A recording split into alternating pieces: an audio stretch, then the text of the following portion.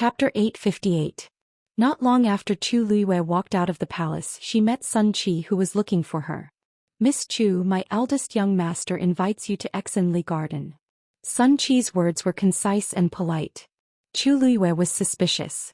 Why did Jiang Yuqing come to find her at this time? Into Exinli Garden? Chu Luiwei smiled. "Eldest young master Jiang should be very busy today. Why do you have time to find me? Is there an urgent matter? Shouldn't Jiang Yuqing be preparing for tomorrow's matters the day before the wedding? Could it be that the matter of the guqin had been discovered?" Chu Luiwei quickly rejected this idea as soon as it flashed through her mind. Impossible. She did what she did that day very secretly and didn't leave any hidden dangers. Even after that, she never used the peach blossom mark on her wrist in front of anyone. Or could it be that her identity as Shimu was exposed? That didn't seem very likely. These people didn't know about the transparent hellfire in the heavenly square cauldron. Moreover, no matter which of these two situations it was, Jiang Yuqing would definitely come to settle the score with her personally. He definitely wouldn't send Sun Qi over and be very polite. This subordinate doesn't know about this either. Sun Qi lowered his head slightly. "Please do me a favor, Miss Chu." Chu Luiwei didn't want to agree at first.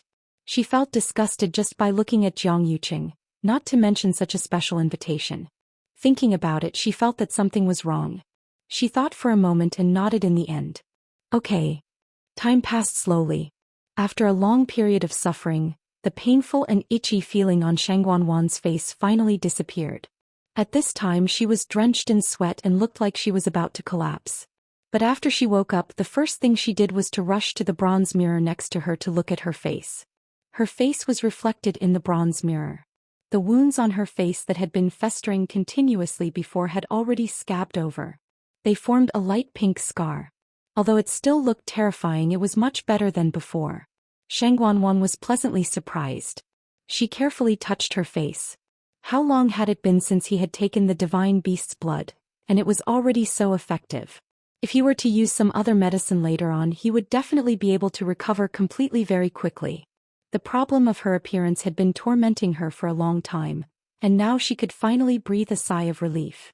"Ben Gong will definitely get better," Shangguanwan murmured in a low voice. The stubbornness in her eyes was frightening. "Men." Chani, who had been waiting outside, immediately pushed open the door and entered. "What orders does your highness have?" She bowed respectfully and inadvertently raised her head to take a look. Immediately she was pleasantly surprised. "Your highness, your face is much better now." Although Shangguanwan hated it when others saw her disfigured face, she was getting better. Besides, Chani was happy for her, so she didn't mind. "I still need to recuperate.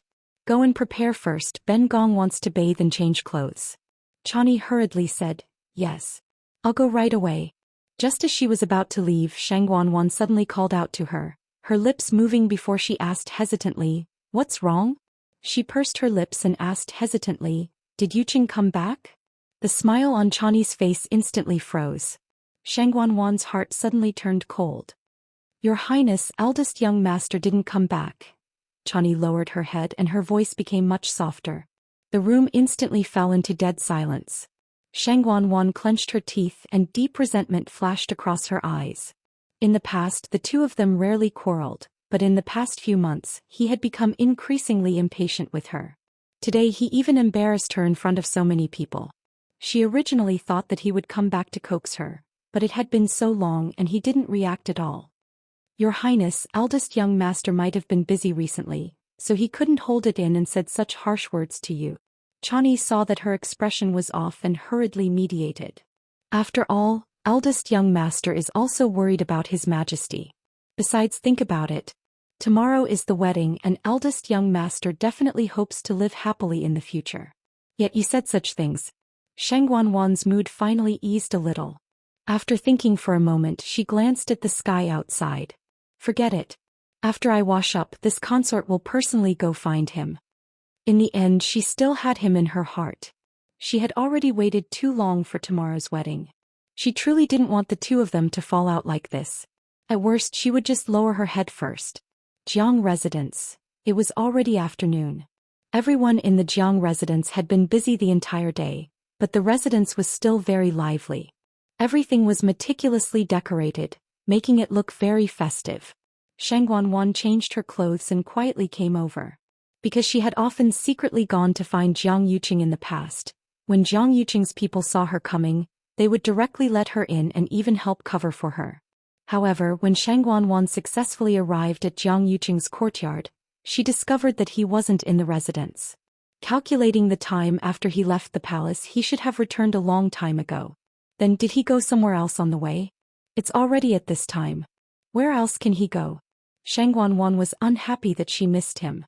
Just as she was planning to wait here, she suddenly remembered that Jiang Yuqing had hurriedly hidden a painting in the study that day. This was an opportunity for him to go and find out more. Hence, Shang Guanwan planned to go to the study to take a look. But when she walked to the door, she was stopped by a few guards on duty. "Your Highness, eldest young master has instructed that nobody can casually enter the study without his permission. Why don't you rest in the room at the side first?" Upon hearing this, Shang Guanwan chuckled. "I'm getting married to Yuqing tomorrow. Can it be that I can't even enter this study?" The guards looked at each other in dismay. They were also in a difficult position. Both parties were in a stalemate for a while before the few of them finally chose to let her in. After all, if Shang Guanwan's status was higher, they couldn't afford to offend her even more. Previously, she had directly entered the study a few times, so it shouldn't be a problem. Shang Guanwan then entered the study as she wished. Even though she didn't know everything here very well, she was rather familiar with it as she had been here quite a few times in the past. There were many books and paintings in the room, and most of them were extremely valuable. But perhaps because he had quite a few good items, Jiang Yuqing didn't really care about these. There were many valuable items casually placed on the table and bookshelf. Shang Guanwan was even more confused. According to Jiang Yuqing's judgment, what kind of painting could make him treasure it so much? She followed the scene she saw that day and walked to the side of the table. After searching for a while, she finally found the checkpoint and opened the secret compartment at the bottom. There was a wooden box lying quietly in the middle. Mobile users, please browse and read. A better reading experience comes from IUN. Chapter 859. Shang Guanwan's heart suddenly sped up and thumped loudly. She looked around vigilantly before carefully taking out the wooden box. Even Jiang Yuqing didn't know that Shang Guanwan had already figured out some of the mechanisms in his study. However, she had never done such a thing before. She knew that once Jiang Yuqing found out, he would definitely fly into a rage. But this time she was really too curious. Shang Guanwan carefully looked at the wooden box in her hand. This wooden box was made of agarwood and exuded a faint fragrance. The paint was smooth and the patterns were exquisite. It was very exquisite and luxurious. For some reason, the lock on the box wasn't stuck. Shang Guanwan thought that it was probably because he was in too much of a hurry to keep this thing that day and forgot to lock it. She held her breath and opened the wooden box. There was indeed a scroll of painting hidden inside. Shang Guanwan didn't know why, but she was so nervous that her palms were sweating. She had a premonition in her heart that Jiang Yuqing's secret might really be hidden in this scroll of painting. Then she took out the painting. This thing seemed to be quite old. Whether it was the scroll or the drawing paper, they all looked a little old. However, it was well preserved. It was obvious that its owner treasured it. Shang Guanwan didn't blink as she slowly unrolled the scroll of painting. When she saw the content clearly, Shang Guanwan's eyes suddenly widened. In the painting was a woman dressed in palace attire. She was standing by the lake. She seemed to have heard something. She turned around and smiled sweetly. She had snow-white skin, cherry lips, and bright eyes. Her attire set off her noble aura. However, this bright smile and the craftiness in her eyes made people's hearts beat faster. If she was originally as bright as the moon, cold and noble, then this smile instantly added a touch of smoke and fire. It made people feel as if they could reach out their hand and grab the moon from the sky. She was devastatingly beautiful and had a heavenly fragrance. That was probably it. However, what shocked Shang Guanwan wasn't that Jiang Yuqing had collected such a woman's portrait, but that the woman in the portrait was Shang Guanyu. It was the Shang Guanyu who used to be so high and mighty that it seemed unreachable. But in the end, it chose to sever its desires and fall into the abyss of death. With a thud, the painting fell from Shang Guanwan's hands. However, the woman in the painting was still smiling so beautifully. It was as if all the colors in the world had gathered on that one person. It was incomparable. In an instant, it was as if thunder had descended from the sky. Shang Guanwan's mind went completely blank. Her hands trembled uncontrollably, and she felt as if she had fallen into an ice cave. From the inside to the outside, from the top to the bottom, it was bone-chilling. She stumbled and bumped into a chair, almost falling to the ground. "No, that's impossible, that's absolutely impossible," Shangguan murmured in a low voice. No one knew who she was trying to explain or who she was trying to convince. That was Shangguan. That was Shangguan. She knew that Jiang Yuqing used to like Shangguan, but that was all in the past, wasn't it? He was the one who had poisoned her. He was the one who had kidnapped her and sent her to the ancestral hall. He was also the one who had personally attacked Shangguan. He had forced her into a dead end. If he still cherished and missed Shangguan, why would he do that? It was precisely because of those things that Shangguan was convinced that Jiang Yuqing had completely lost all feelings for Shangguan. However, it wasn't until now that she suddenly realized that everything she thought was wrong. Shangguan's face was as pale as a ghost. Her eyes were lifeless, and her heart felt as if it had been twisted by someone. It was so painful that she almost suffocated. She suddenly came back to her senses and hurriedly picked up the painting. Then she bit her lip and looked at it carefully. The Shangguan in the painting looked a little young, as if she was only 13 or 14 years old. Shangguan's heart skipped a beat. He remembered now. This palace dress was indeed the one that Shangguan wore when she was 14 years old. She was born as an imperial concubine, so her hairpin ceremony was naturally very grand. Shangguan could still clearly remember that many people came to the palace that day. Everyone was laughing and praising Shangguan. Shangguan, who had just turned 15 years old, was actually just a budding young girl, but she had already attracted the admiration of countless people. Some people were born to be favored by the heavens and were the center of attention. Shangguan was such an existence. Why did Jiang Yuqing have such a painting? Shangguan's gaze shifted slightly and she saw the inscription at the bottom of the painting. It was a small line of words. On the 10th day of the 8th lunar month in the 31st year of Yuanzhen. My heart is filled with joy when I see her and I yearn for her. This was personally painted by Jiang Yuqing on that day. It had been 10 years since then. Shangguan stared at the line of words as if she wanted to burn a hole in it. She gripped the scroll so tightly that her knuckles turned white. If not for the last bit of rationality left in her, she would definitely tear this painting into pieces. So it turns out. For so many years, Jiang Yuqing had only liked her Shangguan from the beginning to the end. If he didn't miss it, why would he keep such a painting so carefully? And she, Shangguan, was at most a joke. For the past few years he had given her advice and he had been obedient to her. He had always thought that she was special to Jiang Yuqing. But now she finally realized that she was actually worthless to Jiang Yuqing. She threw the painting on the table and covered her face with her hands. She cried and laughed at the same time as if she had gone crazy. Just a moment ago she was still thinking of taking the initiative to repair their relationship. Even if she took the initiative to lower her head, it didn't matter. She was willing. As long as they could reconcile, as long as the wedding tomorrow could be held smoothly, as long as everything was fine in the future. Shangguan's chest seemed to be surging crazily. Then her face turned pale and she spat out a mouthful of blood. Her aura quickly withered and she fell into a chair. The guard outside heard the commotion and knocked on the door worriedly.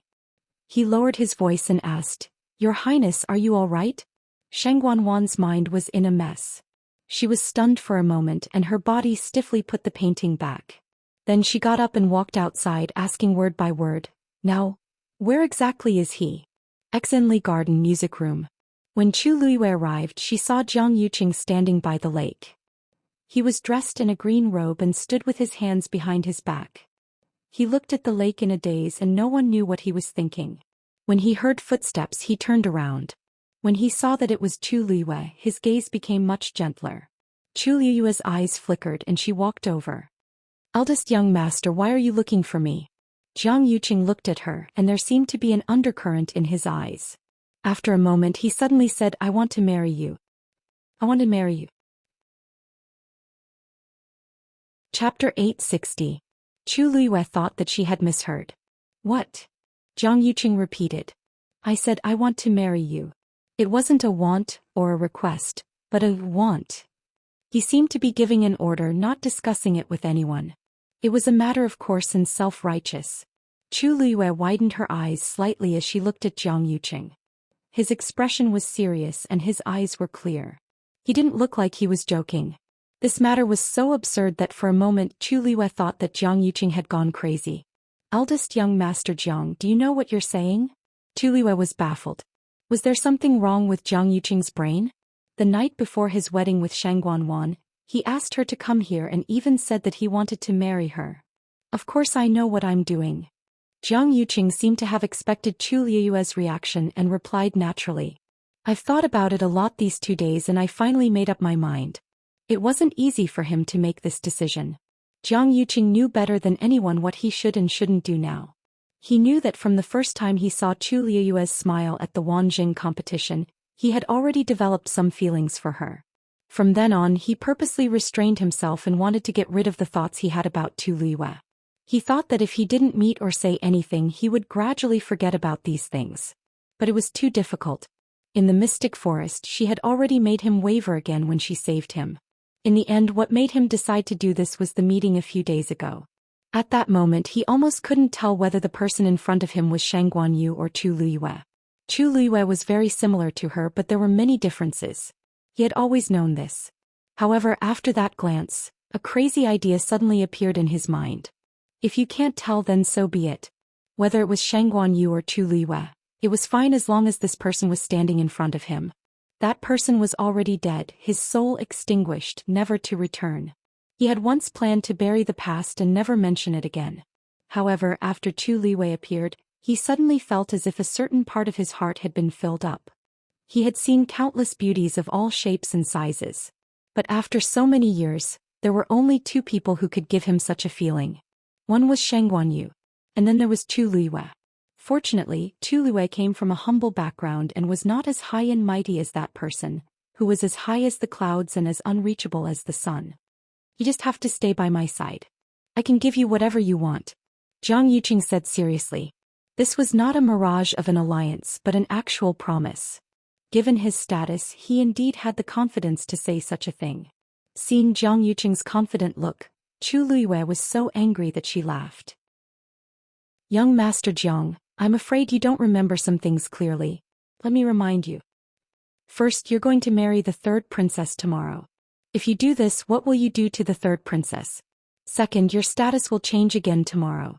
From now on, you will be the 3rd princess's husband and her subject. I don't think I need to tell you how to write the word loyalty. Third, from the beginning to the end, you didn't seem to ask for my opinion. Isn't this a little too arbitrary? Chu Liyue raised her chin slightly, and her red lips curved into an extremely cold smile. Also, you really can't give me what I want. It was already evening. The sun was setting in the west, and the setting sun reflected the sky into a warm orange color. The night wind of early summer still carried a trace of heat. However, Shangguan, who had rushed to Exenli Garden, felt her entire body turn cold. Many scenes flashed through her mind one after another. One moment, it was the comings and goings of Jiang Yuqing and Shangguan Yu. The next moment, it was the face of despair in the imperial ancestral hall. The next moment, it was the painting that had been kept for 10 years in the study. She was filled with anger but she didn't know how to vent it. She could only crazily surge in her chest, making her feel like she was about to explode. At this moment she only had one thought in her mind. Find Jiang Yuqing and ask him clearly. When the guards of Exenli Garden saw Shangguan, they were all shocked and hurriedly bowed. Greetings to the 3rd princess. What was she doing here at this time? Where's Jiang Yuqing? Shangguan asked coldly. Seeing that her expression was very ugly, the guard didn't dare to hide anything and immediately said, Eldest young master is in the zither room of Thousand View Garden. This subordinate will send someone to inform. Before he could finish his sentence, Shangguan had already rushed over. 3rd princess. The 2 guards wanted to stop her but they didn't dare to. Although Exenli Garden had always been managed by Jiang Yuqing, it was still the territory of the Tianling imperial family. If Shangguan wanted to enter, who would dare to stop her? The 2 of them looked at each other and saw the doubt and uneasiness in each other's eyes. Could the 3rd princess be going to find trouble with eldest young master? Could it be that she's going to make a big scene? Shangguan didn't stop and kept walking forward. When she thought about how he was actually in that place right now, the hatred in her heart deepened. Of all places to go, he just had to come to the zither room. In the past, she thought that Jiang Yuqing was guarding this place strictly because she had harmed Shangguanyu. Now that she thought about it, he probably treasured the place she had stayed in before. She hurriedly walked over and saw the sparkling surface of the lake from afar. Just as she was about to go forward, she suddenly saw two people standing by the lake. One of them was dressed in green and stood with his hands behind his back. It was Jiang Yuqing. However, the person in front of him was dressed in a red dress, with long black hair and a beautiful face. Who else could it be but Chu Luiwei? Why was she here? Shangguanwan was stunned for a moment. She felt that there was something wrong between the two of them, so she instinctively stopped and hid her figure. At this moment, Jiang Yuqing's voice sounded. Tomorrow's wedding is between me and Shangguanwan. You don't have to worry about whether I've let her down or not. In addition, even if she's the ruler and I'm the subject after tomorrow, it doesn't mean that I have to do everything according to her wishes. Finally, I think that marrying me will definitely bring you more benefits than disadvantages. There are countless women in the Tianling dynasty who want to cling to me, but they can't compare to you. Not you. Therefore, I only said what I said just now to you. If you insist, then I'll ask you again. I want to marry you. Are you willing? Shangguanwan suddenly covered her mouth. Chu Luiwei narrowed her eyes and suddenly smiled.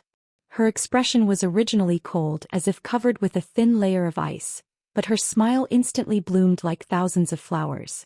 The afterglow of the setting sun shone on her snow-white face. She was beautiful and peerless, and her eyes were as bright as stars. I don't want to. She smiled. I have someone I like. Mobile users, please browse and read. A better reading experience comes from Love Network. Chapter 861. Jiang Yuqing was suddenly stunned. How familiar was this scene? Once upon a time that person was also like this. Here she told him with a smile that her heart already belonged to someone else. The same place, the same words, the same smile. The only difference was that when that person said this to him in the past, he didn't even have time to express his feelings. But now he put down his attitude and sincerely asked Chu Luiwei to be with him, but he was also rejected. For a moment, Jiang Yuqing almost mixed up the two scenes. He couldn't tell whether the person in front of him was Chu Luiwei or Shangguanyu. Something suddenly surged from the bottom of his heart. He grabbed Chu Luiwei's wrist. That won't do. Chu Luiwei easily dodged. Although Jiang Yuqing's cultivation level was higher than hers, after the experience in the Red Moon Desert, her movement technique had improved too much. It wasn't difficult to deal with Jiang Yuqing. Chu Luiwei took a step back and raised her eyebrows slightly. The smile on her face faded a little. Eldest young Master Jiang, please conduct yourself with dignity. The disgust and disdain that flashed through her eyes suddenly pierced Jiang Yuqing's heart like a steel needle. The resentment that had been suppressed for many years suddenly gushed out. It almost went to Jiang Yuqing's head. He almost blurted out angrily, I won't allow it. You can't like anyone else except me. Jiang Yuqing's sudden outburst surprised Chu Luiwei.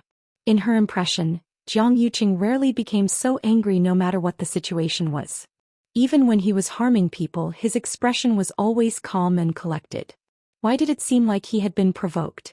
Chu Luiwei became vigilant and took another step back.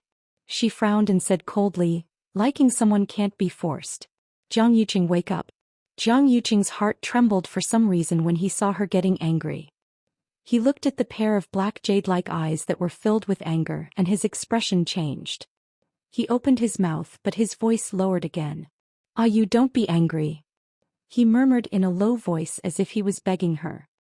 He reached out his hand to pull her again. Chu Luiwei felt that Jiang Yuqing was really crazy. What was he doing? Ayu, who was he calling? A deep sense of disgust arose in her heart and she turned around to leave. However, at this moment, a voice filled with anger and resentment came from the side. Jiang Yuqing. Chu Luiwei looked up. Ah, what a coincidence, the person who came was Shangguanwan. Just now, when she was arguing with Jiang Yuqing, she didn't notice that someone had come. From the looks of it, she must have heard a lot of things just now, right? However, no matter how much she heard, Jiang Yuqing's every word was like a sharp knife to her, ruthlessly stabbing into her heart. This sharp roar finally brought Jiang Yuqing back to his senses. He looked at his empty hand. Chu Luiwei stood to the side, far away from him. Her entire body was filled with disgust for him, as if looking at him any longer would dirty her eyes. He suddenly felt a sharp pain in his heart. It was like this in the past and it was still like this now. The emotions in his eyes quickly turned cold. He looked at Shang Guanwan and asked coldly, "Why are you here?" Shang Guanwan sneered. "This consort is the third princess, and this Exenli garden is an imperial garden. Why can't this consort come here? But you, Jiang Yuqing, we're getting married tomorrow. But what are you doing? You're actually asking to marry another woman? Jiang Yuqing, do you even have a heart?" Only she knew how much her heart hurt when she heard those words just now. She thought that her heart had already become numb after seeing that portrait. However, when she came here and heard how he treated Tu Liwei, she realized that it could be even more painful. It was as if someone had grabbed her heart, pulled it out, threw it on the ice and ruthlessly trampled on it. Ridiculous. Ridiculous. Jiang Yuqing frowned as he looked at the hysterical Shang Guanwan. He had already sent away the nearby guards in advance. He originally wanted to have a good talk with Tu Liwei, but he didn't expect that Shang Guanwan would barge in and make such a scene. Calm down. As a princess, what's the difference between you and a shrew if you make such a scene? Jiang Yuqing coldly reprimanded. These words completely ignited the anger in Shang Guanwan's heart. "Ah, shrew? You called me a shrew?" Shang Guanwan pointed at her own nose as if she had heard the funniest joke in the world. She shrieked, "Jiang Yuqing, you betrayed me first." Then she fiercely pointed at Tu Liwei next to her. "What's so good about this slut that she's worth it for you to do this? She's just a lowly thing, but you actually treated me like this for her." Tu Liwei narrowed her eyes dangerously. However, before she could do anything, Jiang Yuqing took the lead to speak coldly. "Shang Guanwan, watch your words. Don't forget your status." Shang Guanwan suddenly laughed. Her facial features were distorted and her eyes were crazed. She slowly said, "Jiang Yuqing, do you think I don't know what you like about her? Isn't it because she looks 50% similar to Shang Guanyu?" Jiang Yuqing's heart thumped. His voice was stern. "What nonsense are you talking about?" However, Shang Guanwan turned a blind eye to his anger. Instead, she turned her head to look at Tu Liwei with a mocking gaze. "Tu Liwei, do you think he's sincere to you? You're just a substitute. Your eyebrows and eyes are exactly the same as my short-lived elder sister, Shang Guanyu. He can't forget that person. Now that he's looking for you, you're just a substitute." Shang Guanwan. Jiang Yuqing felt that something was wrong. He quickly stepped forward, grabbed Shang Guanwan's hand and was about to leave. "Your brain is muddled. I'll take you to clear your head." Shang Guanwan flung his hand away. "Don't touch me. I'm very clear-headed." Her eyes were red and she looked embarrassed. She stared at Jiang Yuqing and sneered. Finally, she whispered, "Jiang Yuqing, what are you afraid of? Are you afraid that she'll find out that you're just treating her as a substitute for Shang Guanyu? Or are you afraid that people will find out that you're still obsessed with Shang Guanyu even though you're getting married to me tomorrow? Or are you most afraid that people will find out that you've liked Shang Guanyu for 10 years, but in the end you personally..." Slap. There was a loud slap in the face. Shang Guanwan staggered and fell to the ground. Half of her face quickly turned red and swollen, and blood seeped out of the corner of her mouth. It was obvious how hard that slap was. Jiang Yuqing looked down at her with a murderous look in his eyes. "Shang Guanwan, you're crazy." Tu Liwei stood at the side and watched this scene with a cold expression. It was as if she was watching a show that had nothing to do with her. Looking at the two hysterical people who were at each other's throats, she suddenly curled her lips and looked at them coldly. How laughable. The scene from 2 years ago was happening again. But this time, everyone's identities were reversed. The pain that they had inflicted on her in the past was slowly being exacted back on them. Mobile users, please browse for a better reading experience from Love Network. Chapter 862. She hadn't done anything yet, but the two of them were already fighting among themselves. It was finally their turn to experience the bone-piercing pain of betrayal that she had experienced back then. Tu Liwei tucked the loose strands of hair on her cheeks behind her ears, looking like she was ready to watch a good show. If it were anyone else, they would definitely want to leave immediately after seeing this scene. After all, the two people who were fighting were the Honorable Third Princess and Jiang Yuqing, who had the power to overturn the imperial court. Anyone who had anything to do with these two people would probably get into trouble. The more they knew, the more dangerous it would be. Tu Liyue was different. These two were her old enemies. She couldn't be happier to see them causing such a ruckus. What was there to be afraid of? The ones who should be afraid were these two people. Jiang Yuqing's slap made Shang Guanwan see stars before her eyes, and a strong smell of blood instantly surged up between her lips and teeth. But this time she finally regained some of her rationality. Chu Liyue was still standing next to them. If she really revealed everything just now, the consequences would be unimaginable. Shang Guanwan covered her face.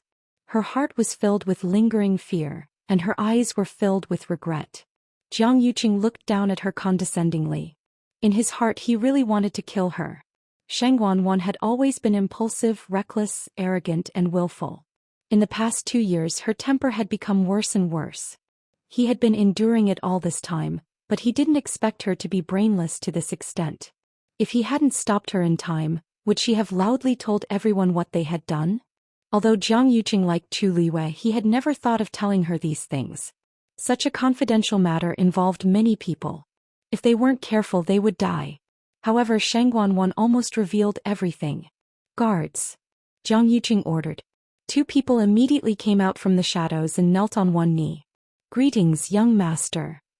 The third princess is delirious for a moment and needs to rest in bed.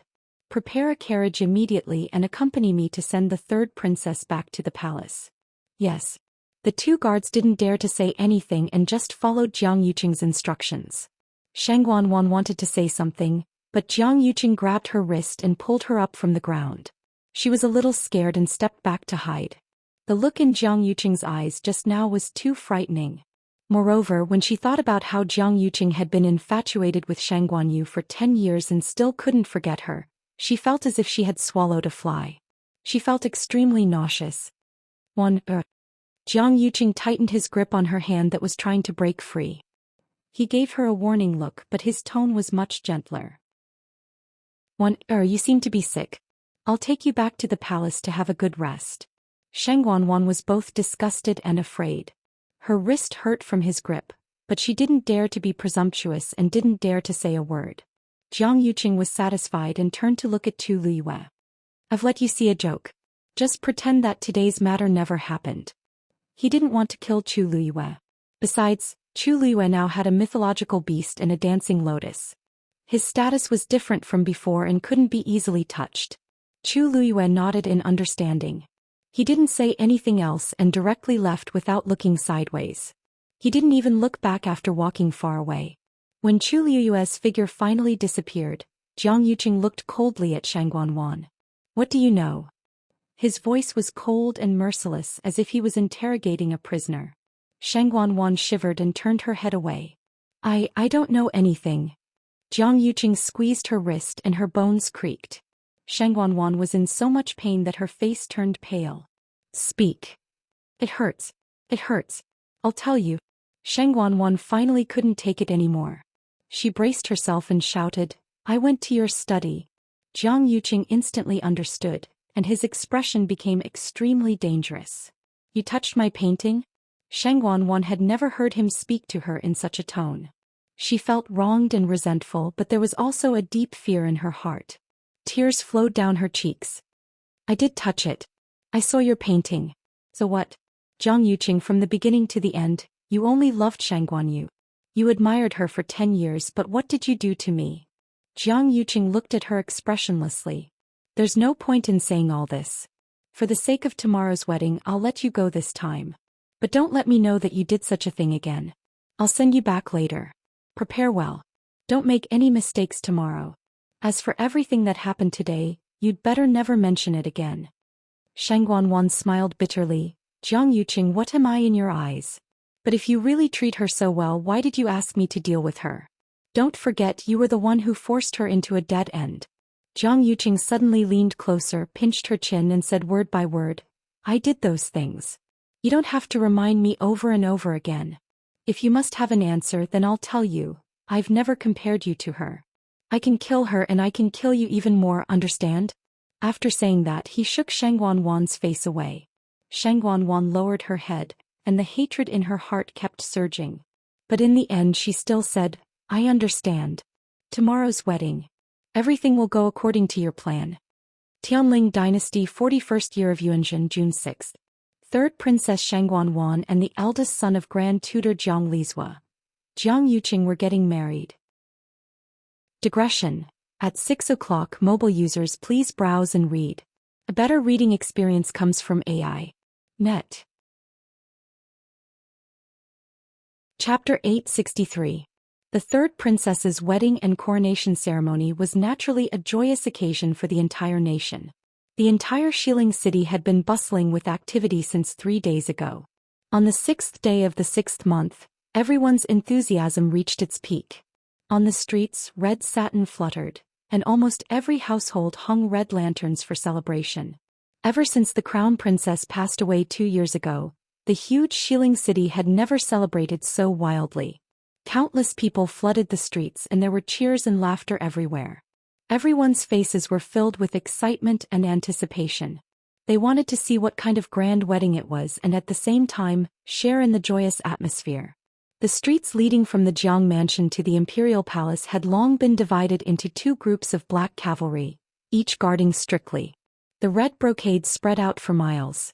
Golden auspicious clouds were embroidered on it, and under the morning sun, it shone brightly, luxurious and imposing. Ordinary princesses' weddings were not qualified to use such a spectacle. But today Shangguanwan was going to ascend to the throne as the empress. As the empress, she naturally could afford to use these. In front of the Jiang mansion, 108 strings of firecrackers sounded in succession. Fireworks flew in the air, and a thick layer of fireworks covered the ground inside and outside the Jiang mansion. A snow-kicking black-headed foal appeared in front of the Jiang mansion. This was an 8th-grade demonic beast with a strong body and strong limbs. Its entire body was pure black and only its 4 hooves were snow-white as if it was flying through the snow. Its fur was without a trace of impurities, and its eyes were blue-green, as clear and clean as turquoise stones. Amidst countless people's anticipation, Jiang Yuqing finally walked out at 9 a.m. Today he wore a red brocade robe and his hair was tied up with a white jade crown. He was originally a famous handsome man in Xiling City, and today's attire made him look tall and slender, with sword-like eyebrows and starry eyes, very handsome. Therefore when he came out it immediately attracted a series of low exclamations from the crowd. Many women looked at him with bright eyes and blushed cheeks, their faces full of unconcealable adoration. Whether it was background, appearance or talent, Jiang Yuqing was definitely the best. Such a person, only the imperial princess is worthy of such a person. A low murmur of discussion came from the crowd. I don't think it's that good to have a marriage alliance with the royal family. Especially when he was with the third princess, he was even less free. First, it's the etiquette between a ruler and his minister, and then the way of husband and wife. That may be the case, but from today onwards the status of the entire Jiang family will rise by a level. Even eldest young master Jiang himself will have more say in the imperial court. There are many people in the world who want such a good thing. Exactly. Previously he already had a lot of power in his hands, but he didn't have a suitable identity. As time passed it was inevitable that people would criticize him. But as long as he marries the third princess, won't all of this be natural? Hey, isn't it all because the empress concubine suddenly passed away back then? There were many things that could only be urgently handed over to him to handle. In the end, after he took over, he was unwilling to return it. He endured until now and continued to do so. In the future, no one will be able to stop him from doing whatever he wants. Sure. Keep it down. Are you tired of living? If such words were heard, they wouldn't have a good ending. Fortunately, the streets were crowded and very noisy at this time. Apart from the people nearby, no one else could hear such discussions. Jiang Yuqing walked to the front of the snow-kicking black-headed colt, leaped and easily mounted the horse. Behind him, the ceremonial team had already finished their preparations. They carried mahogany chests filled with all kinds of treasures and lined them up one after another. There was almost no end in sight. Apart from the Jiang residents that prepared the betrothal gifts, no one could guess how rich the items inside were. Jiang Yuqing lightly kicked the horse's belly, and it immediately moved forward. Gongs and drums were beating on the streets and ceremonial music sounded. Jiang Yuqing led his people towards the imperial palace. The crowd surged along with him. From afar the array was astonishing. Because today's wedding ceremony was a little special and was held in the Longquan Palace in the Imperial Palace. All the important figures of the Tianling dynasty directly entered the palace and waited for Jiang Yuqing's arrival. Jiang Yuqing sat high on the horse. When he raised his head, he could see the heavy and majestic imperial palace. His expression was calm and an undercurrent flashed through his eyes. He had imagined such a scene many times. In the end, after so many years, it finally came true. But standing at the end of this palace road, waiting for him behind the door, was already another person. But that was not important. What he had to do was to cross that door. As for who the person behind the door was, it was not important. On the other hand, the palace had been preparing since before dawn. The process of the ceremony was complicated and tedious, and there were many things to be used. Chani checked with the people sent by the Ministry of Rites over and over again, afraid that she would miss something. In the main hall of Huayang Palace, Shang Guanwan also woke up early and began to let two experienced nannies help her dress and make up. Of course, she had already put on a mask in advance. Although the wounds on her face had improved a lot and were no longer festering, scabs of different depths still formed because of the scabs. If she wanted to completely remove them, it would probably take another month or so. Moreover, half of her cheek was red and swollen from Jiang Yuqing's slap, and it had yet to fade. The two nannies were both old people in the palace. They had once sent several princesses to their weddings and were very experienced. But when they came to Huayang Palace to help Shang Guanwan dress and make up, the two of them simultaneously became nervous. Shang Guanwan was still going to ascend to the throne today. They had served several princesses before, but this was the first time they had served someone of this status and standard. Everyone knew that everything at the ceremony had to be done carefully and cautiously. There could not be the slightest mistake. In the 1,000-year history of the Tianling dynasty, there had been empresses before, but there were not many. Originally, they had all thought that the crown princess would inherit the throne this time. They did not expect that something would happen later and Her Majesty would fall into a coma. After going around in circles, this position actually fell into the hands of this previously unremarkable third princess, Shang Guanwan. In addition, the two of them quickly discovered another problem. Shang Guanwan did not seem to be in a very good mood. She sat there expressionlessly, and the cold aura around her almost froze the entire space in the room. This was strange. Today was her big day. It was her wedding and her ascension to the throne. It was already extremely difficult for the world to ask for one of them, let alone her having both. From today onwards, she was the most honorable person in the entire Tianling dynasty. From now on, millions of miles of territory belonged to her. What else could she be unhappy about? Let's not talk about this. Just Jiang Yuqing alone is the dream man of millions of women. Which woman in the world did not envy her? But they definitely did not dare to ask such a question. The two nannies helped Shang Guanwan dress and change into the phoenix coronet and robes with trembling hands. After everything was done, Chan Yi's voice finally came from outside. The prince consort has entered the palace. A better reading experience came from the Love Network. Chapter 864. Upon hearing this, Shang Guanwan's face, which had been as cold as ice, finally showed a trace of emotion. It was finally here. Your Highness, the prince consort is very handsome today. The palace maid who came to report the news said happily. However, the main hall was still silent after she finished speaking. Shang Guanwan said calmly, I understand. This consort understands. You may leave. The palace maid was stunned. What was going on? Why did the third princess not seem happy at all after hearing this news? If it was an ordinary woman, shouldn't she be shy and happy when she heard that her husband was coming to marry her? But why did the third princess's expression seem as if she didn't care at all? The palace maid had wanted to say a few nice words to ask for a reward, but she ended up in such a situation. For a moment she was at a loss and didn't know whether to advance or retreat. What are you still standing there for? Do what you should be doing. If there is even the slightest oversight, you will be held accountable. Chan Yi, who was waiting at the door, reprimanded in a low voice with a cold expression. The palace maid was startled and hurriedly agreed in a submissive manner. Why yes. With that she retreated timidly. When she walked outside she was still confused. Strange. The third princess and the prince consort had always been very loving. There was no reason for them to be like this on the wedding day. Could it be that the third princess was unhappy because she praised the prince consort? That was still possible. Thinking of this, the palace maid secretly scolded herself for being stupid. In the main hall, Shangguan looked at her reflection in the bronze mirror. Her injuries had been completely covered, and her exquisite makeup made her look even more beautiful than usual. Disregarding everything else, Shangguan was also one of the top beauties in Xiling City. Today she was dressed up splendidly, which made her even more beautiful. However, her eyes, which carried a trace of resentment, ruined the beauty of her face. She looked a little bitter and unkind. When a nanny saw this, she smiled and said fawningly, "The third princess's eyes are really beautiful. The third princess is truly as beautiful as a painting. She's like a fairy. After so many years, this servant has served many masters, but you are really the most beautiful one." The other nanny also hurriedly echoed, "Yes. If the prince consort sees you, he will definitely be shocked." Shangguan sneered in her heart. She slowly stroked the phoenix hairpin on her head and asked softly, "What's the matter?" "Then how is this consort compared to eldest sister?" Shangguan's elder sister was naturally only one person, the former princess Shangguanyu.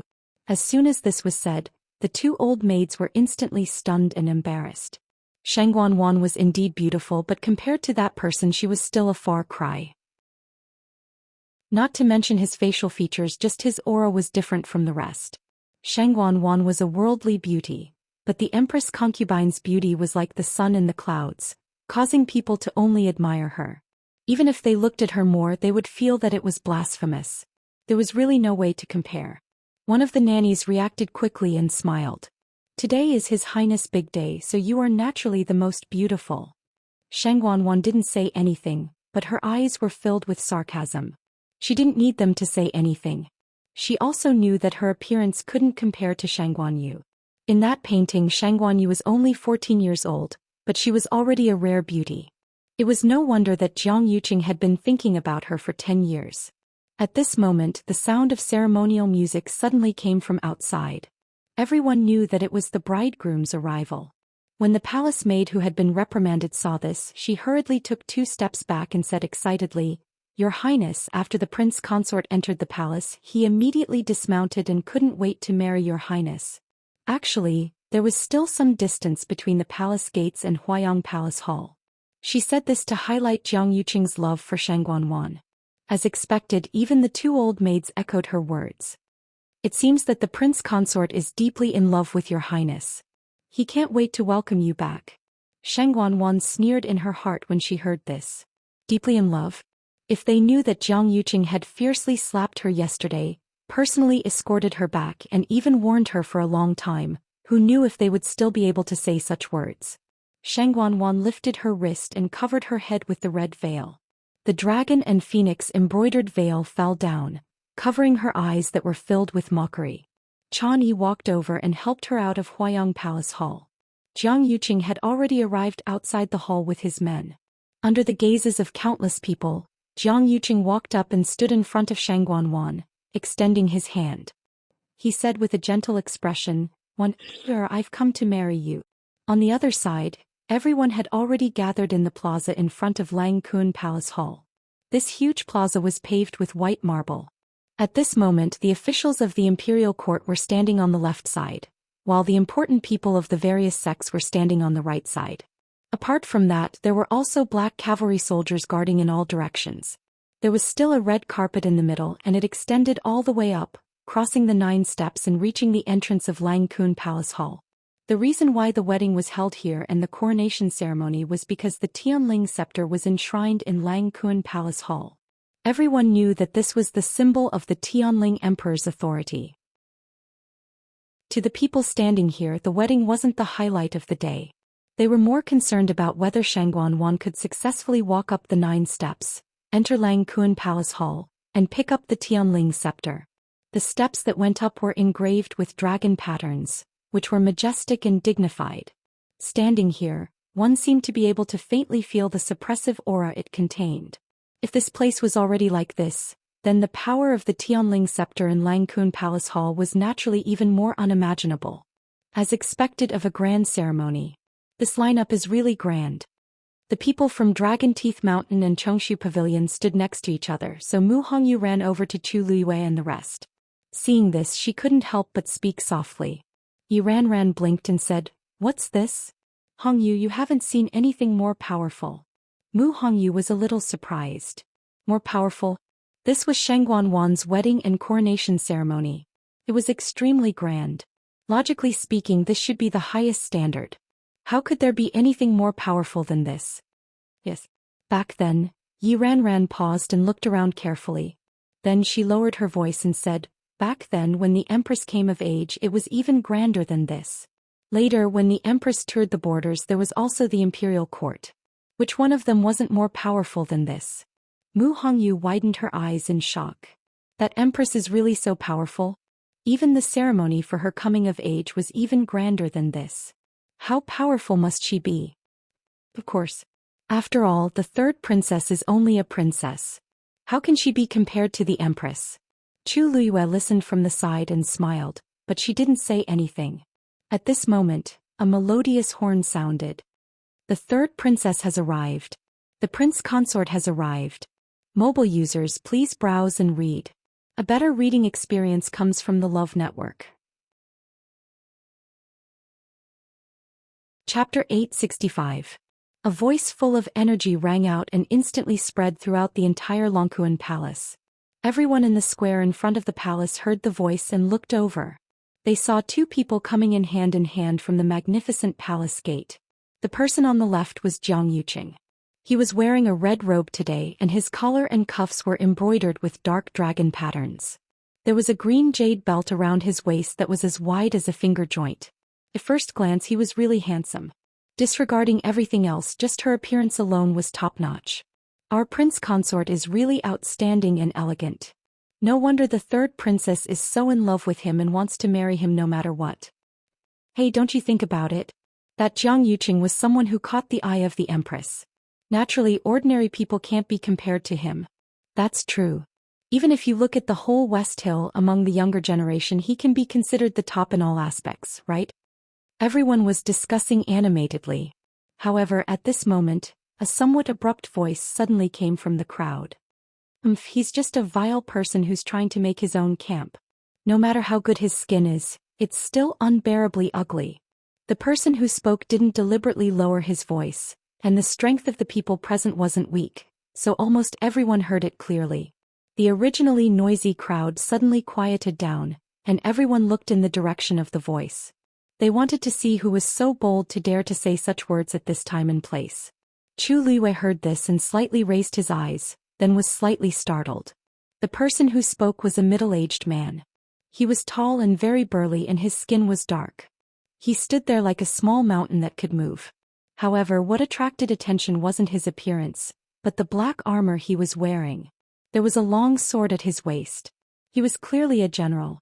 In the entire Tianling dynasty, there were very few people who could openly carry a sword into the palace.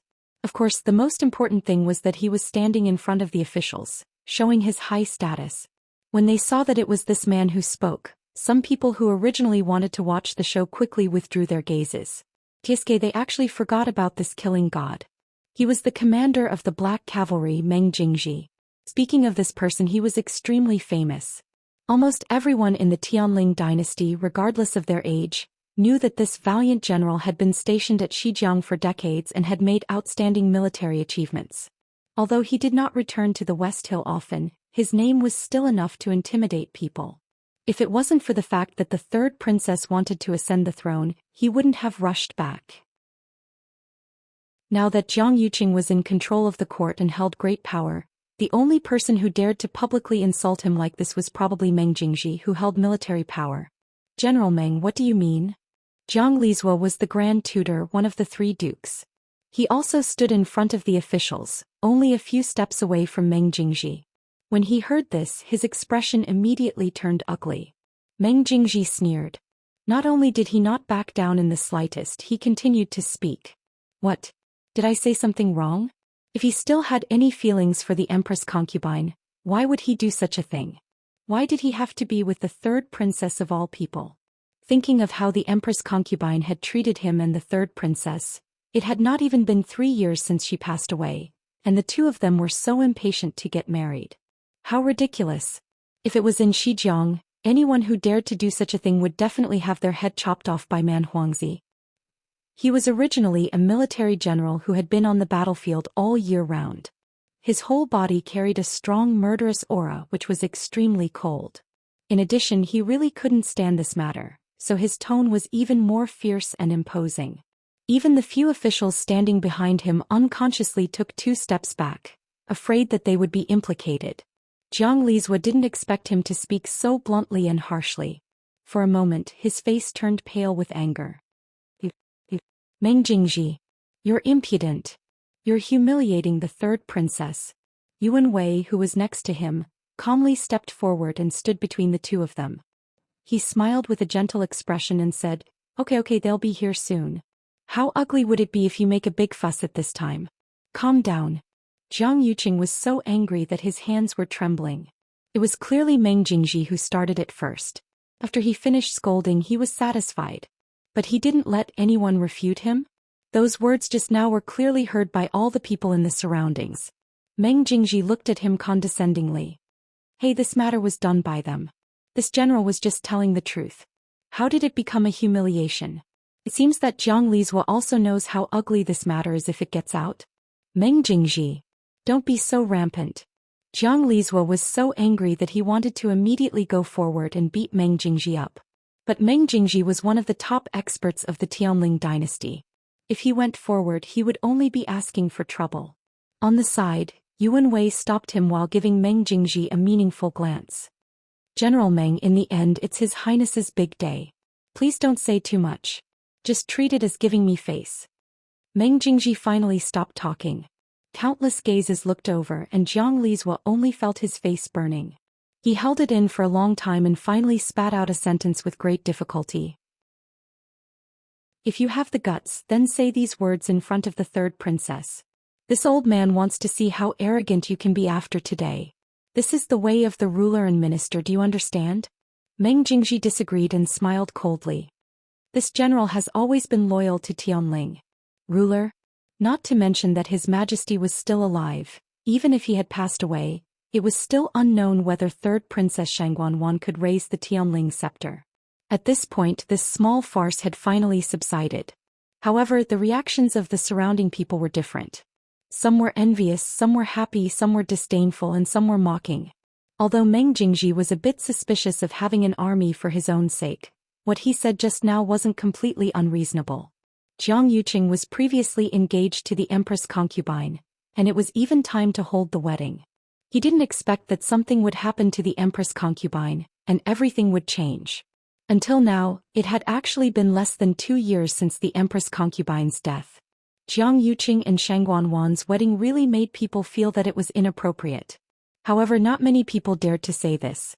Now that Meng Jingji had caused a ruckus, the atmosphere immediately became very awkward.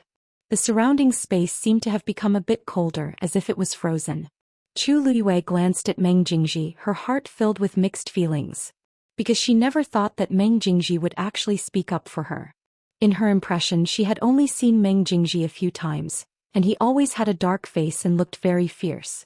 In addition, she had supported Mu Qinghe to be the deputy general of the Black Cavalry, so to a certain extent she had divided up Meng Jingji's power. She had always thought that Meng Jingji didn't have a good impression of her. She didn't expect that. The newcomer has arrived. Give your first greeting. Ascend the steps of the 9th heaven.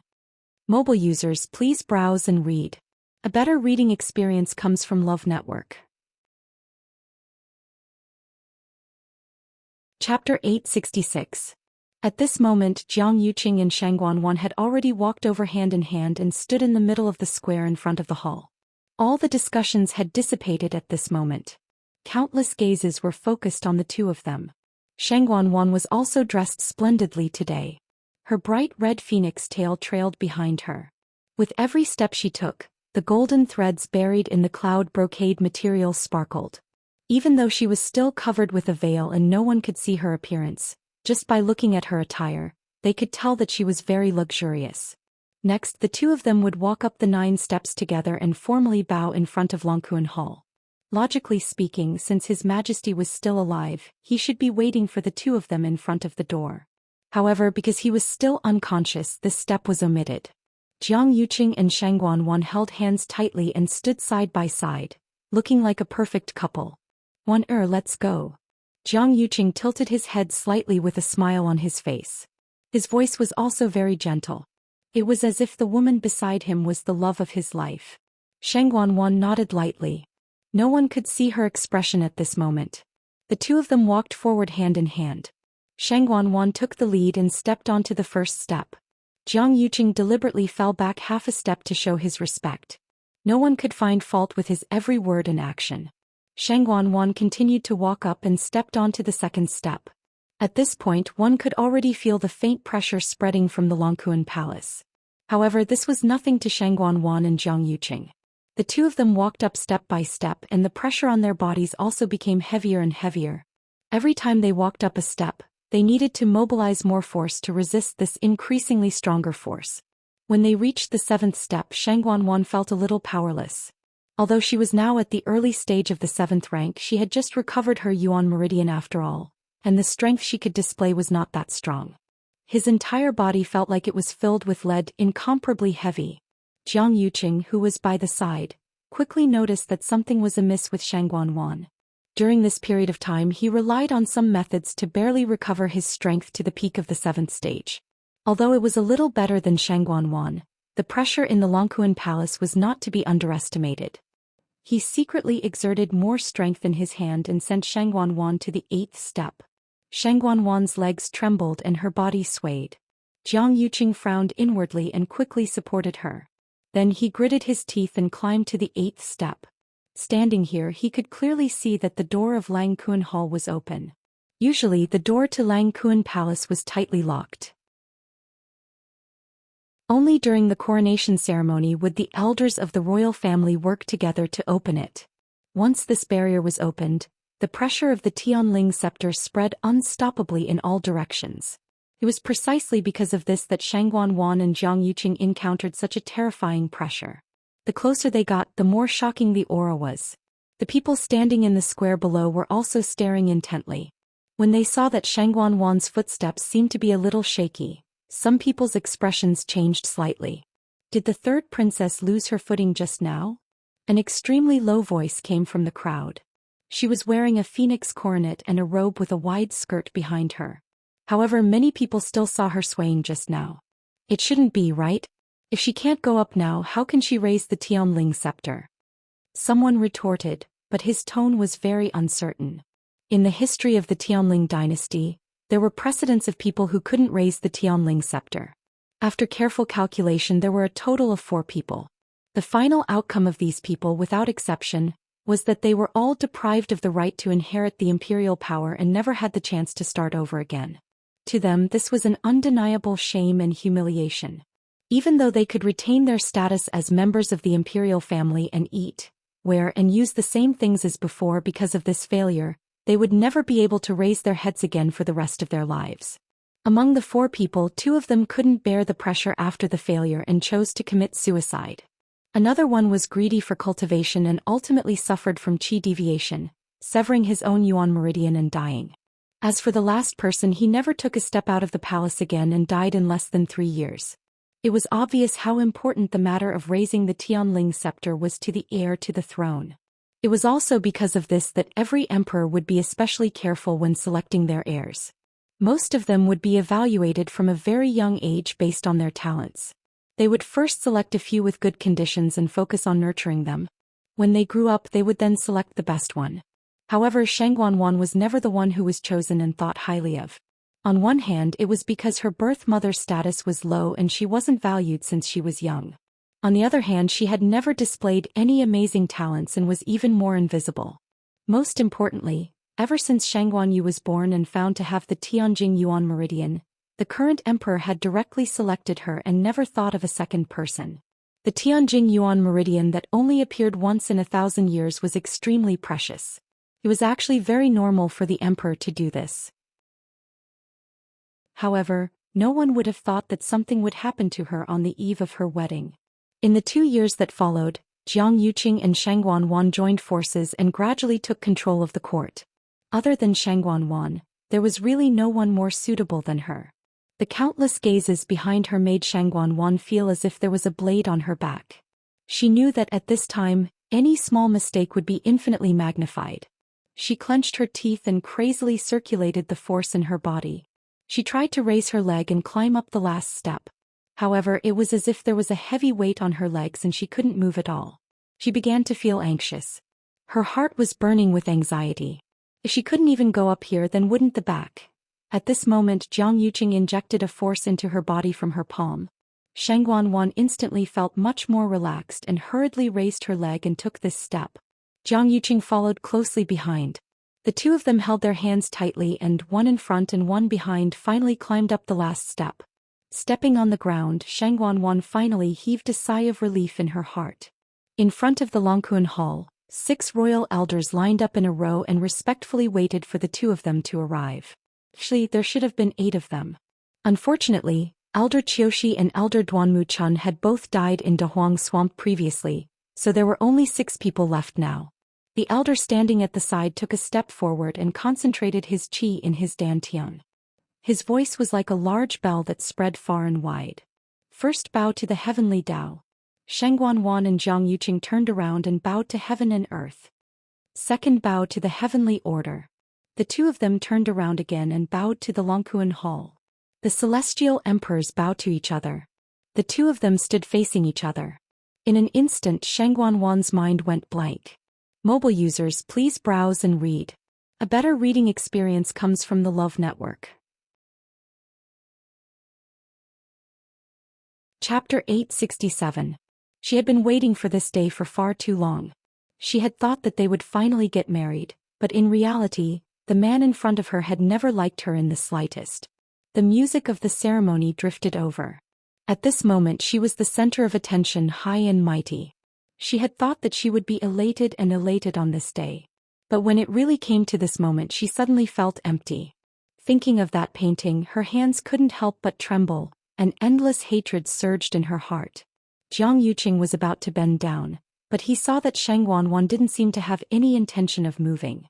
A trace of coldness flashed across his eyes, but it disappeared in an instant. Then he gently and softly called out to her. Wan Er. There was a smile on his face and his voice was very gentle, as if he was afraid of disturbing something. But the look in his eyes was so cold.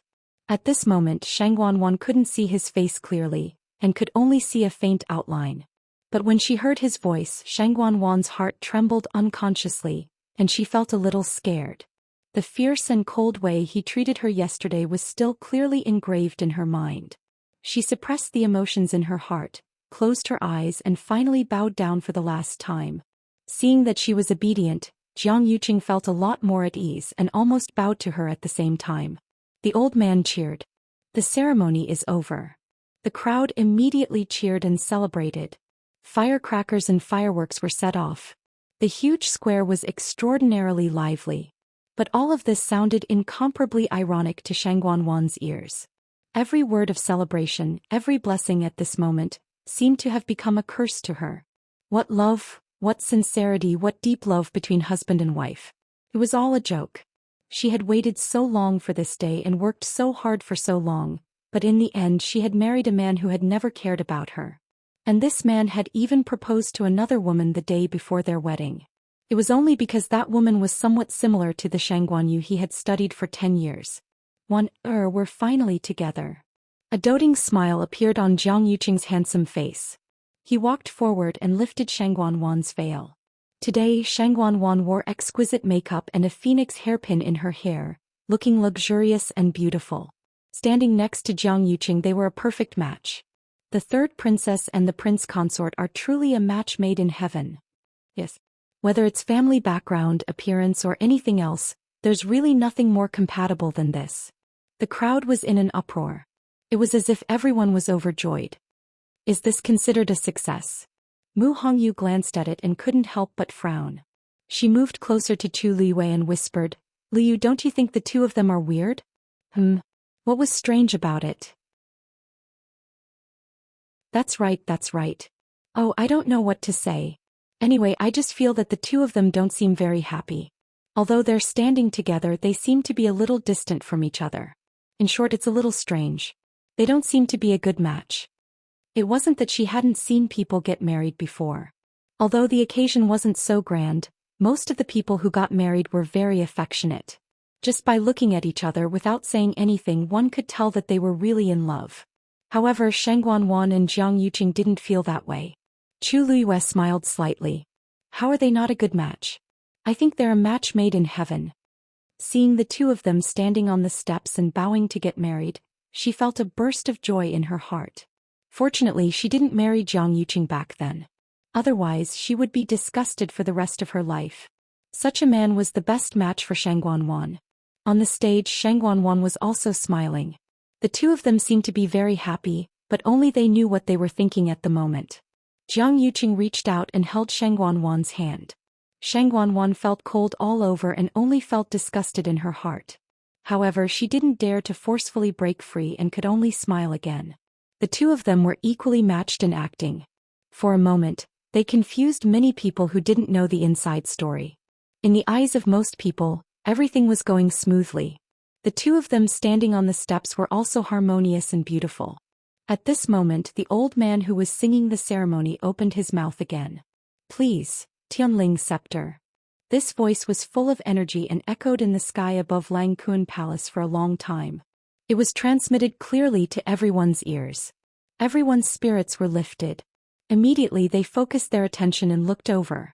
The remaining 5 elders of the imperial family nodded and turned to enter Langkuan Palace.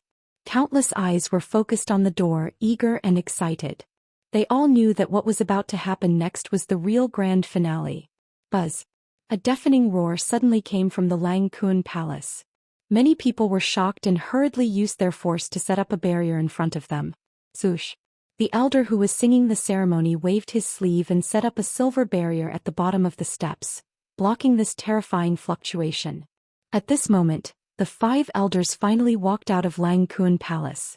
A huge square black crystal was moved out by the few of them. Then it sat on the ground. Bang! A muffled sound. Almost even the ground trembled fiercely. That black crystal was half the height of a person, and on top of it, there was a scepter floating quietly. The lustrous glow shrouded it, and its appearance couldn't be seen clearly, but its power was shocking. Although a barrier had been set up in front of them, the people in the palace still found it difficult to breathe. However, at this moment they couldn't care less. Everyone's eyes fell on that place. That was the symbol of the imperial power of the Tianling Empire. Tianling scepter. The old man who was singing the ceremony knelt on one knee. Third princess, please use the scepter. Digression. 6 points. The Great Way of the Magic Doctor, when/Grey Cutie Meng, 1v1 refreshing when without abuse. She went against the heavens to prove the devil's path. He cut through all obstacles just to protect her. He said, "You want the world, I want you." Mobile users, please browse and read.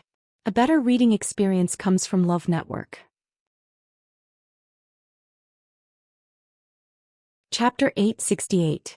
The other 5 royal elders also knelt down and said in unison, "Third princess, please hold the scepter." Shang Guanwan looked at the Tianling scepter floating above the black crystal, took a deep breath and walked forward slowly. Finally, she stood a step away from the heavens-writ scepter. Everyone fell silent as they watched the scene unfold before them. As long as Shang Guanwan successfully held the Tianling scepter, she would be able to ascend the throne. From then on, she would wield the power of the Tianling dynasty. Thump thump. Thump thump. Shang Guanwan's heart was beating violently. It was almost shattering her eardrums. All the blood in her body seemed to be boiling, rushing through her limbs and bones. Because she was nervous, her palms were sweaty and both her hands were wet and sticky. The Tianling scepter was extremely heavy, and the aura it contained was extremely powerful. After all, it was left behind by Taizu himself. Not to mention lifting it, just standing there made Shang Guanwan feel a tightness in her chest and she almost knelt on the ground. To lift it, strength alone wasn't enough. At the same time, one had to have the bloodline of the Tianling royal family. Most importantly, one had to gain the Tianling scepter's approval. To any successor of the Tianling dynasty, this was a threshold that had to be crossed. If they succeeded, they would become a supreme existence above millions of people. If they failed, they would become the laughingstock of the world and they would never be able to make a comeback. Shang Wanwan kept persuading herself in her heart. I can do it, I definitely can. She had made thorough preparations for today and there was no way she would fail. It was already noon and the sky was clear and cloudless. The scorching sun shone down. And at this moment, Shang Wanwan became the focus of countless people's attention. Finally, she slowly reached out and reached for the Tianling scepter. Buzz. When it was still half an arm away from the Heaven's Order scepter, a buzzing sound suddenly spread out from it. The Tianling scepter, which was covered in a layer of faint light, suddenly released a powerful aura. Shang Wanwan was the first to bear the brunt of it, and she immediately took a step back from the impact. She was shocked and quickly stabilized her body. Her feet were nailed to the ground. Fortunately, she reacted in time and the impact this time did not affect her too much. But in the end, under everyone's watchful eyes, he still took a step back. For a time, the huge square became even quieter. One had to know that at this moment, Shang Wanwan's performance was seen by countless people. Elder Chen Ku, who was singing the ceremony, also frowned slightly. He was the most senior of the royal family elders, a true veteran of 3 dynasties. He had seen such an occasion 3 times and this was already the 4th time. In his impression, the first 3 enthronement ceremonies had gone very smoothly. As the symbol of imperial power, the Tianling scepter was a sacred item that the entire dynasty worshipped. It also had spirituality. In the past, during the process of holding the scepter, the Tianling scepter would naturally emit a powerful aura, but it would only do so when the successor tried to pick it up from the black crystal. However, just now Shang Wanwan's hand had not even touched the Tianling scepter, and it had already caused such a commotion. Elder Chen Ku felt uneasy and felt that something was amiss. Shang Wanwan thought to herself that it was a close call. She almost fell down just now. However, the Tianling scepter seemed to be more difficult to control than expected. Just getting close to it was already so difficult. Who knew how difficult it would be to try to lift it? She pursed her lips and channeled the force in her body to her right hand. Immediately after, she took another step forward. This time she was even more cautious than before. She used her force to wrap her hand completely and reached for the Tianling scepter. Buzz. The Tianling scepter trembled slightly. The commotion was even greater. Fortunately, Shang Wanwan had suffered a loss previously. This time she clenched her teeth and decided to endure it. The closer she got, the stronger the aura became. Her entire right hand felt like it was about to be crushed. Shang Wanwan's face was pale and her hand was trembling slightly. However, she still resolutely moved forward. Today, no matter what, she had to succeed. Elder Chen Ku watched from the side and the feeling that something was wrong grew stronger. Strange.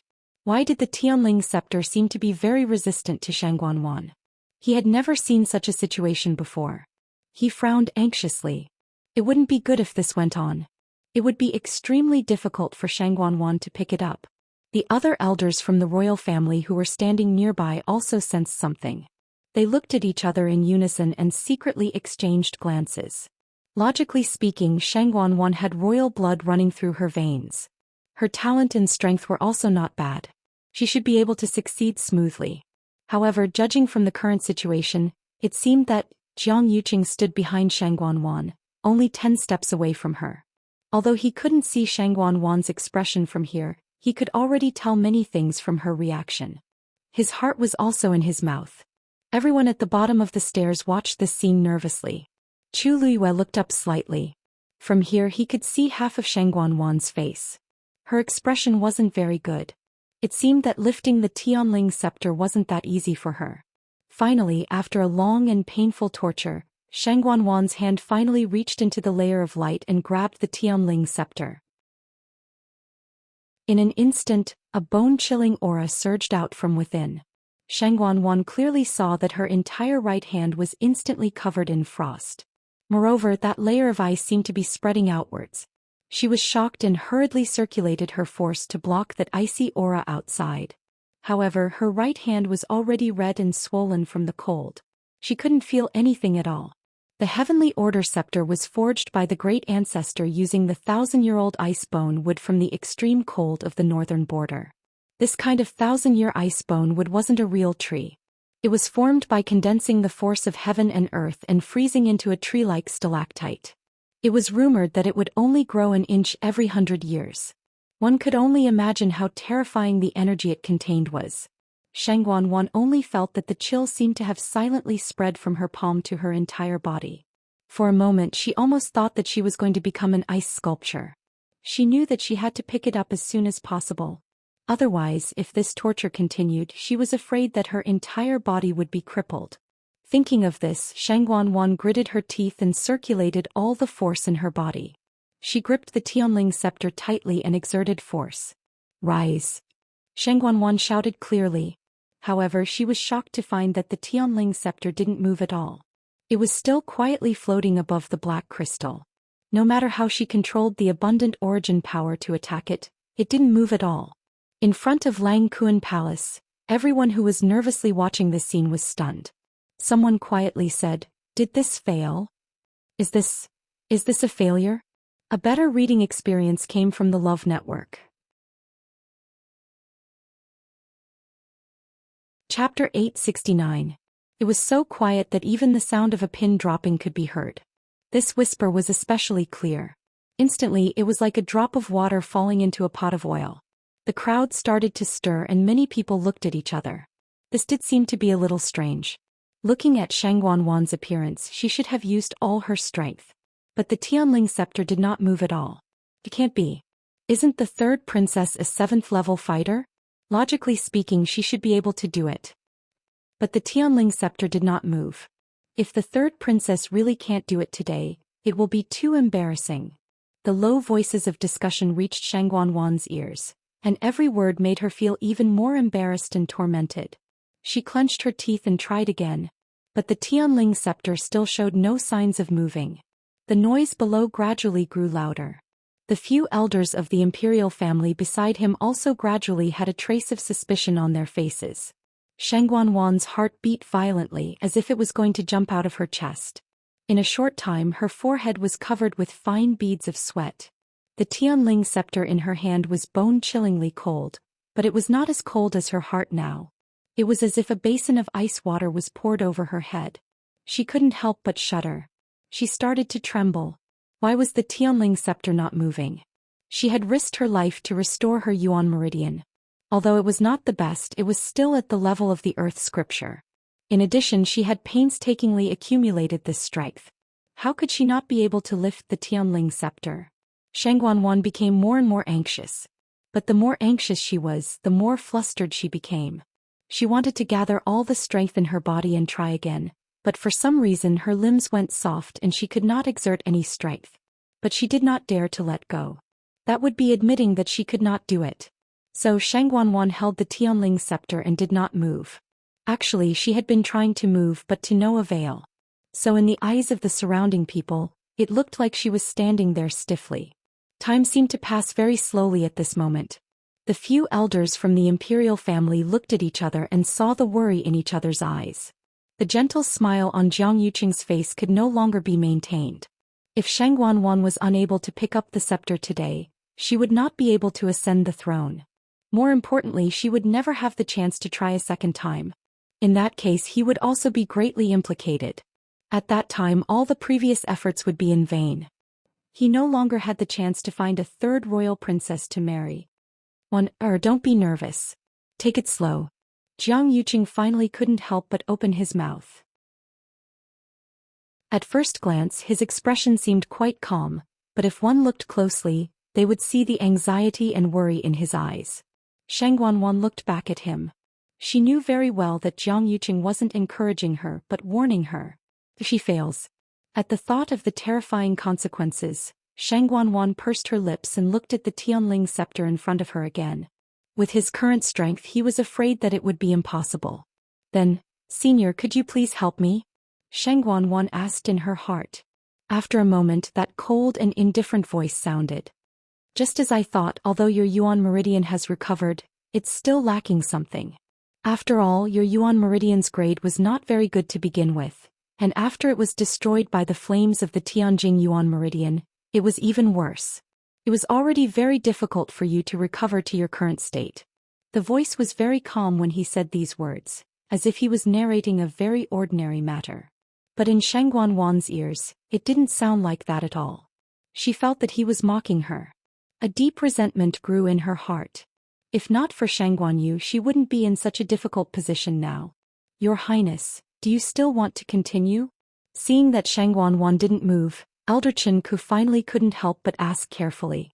The moment he said that, everyone quieted down again and looked at Shangguanwan with different expressions. If she continued, she might not succeed and she might even be mocked for being incompetent.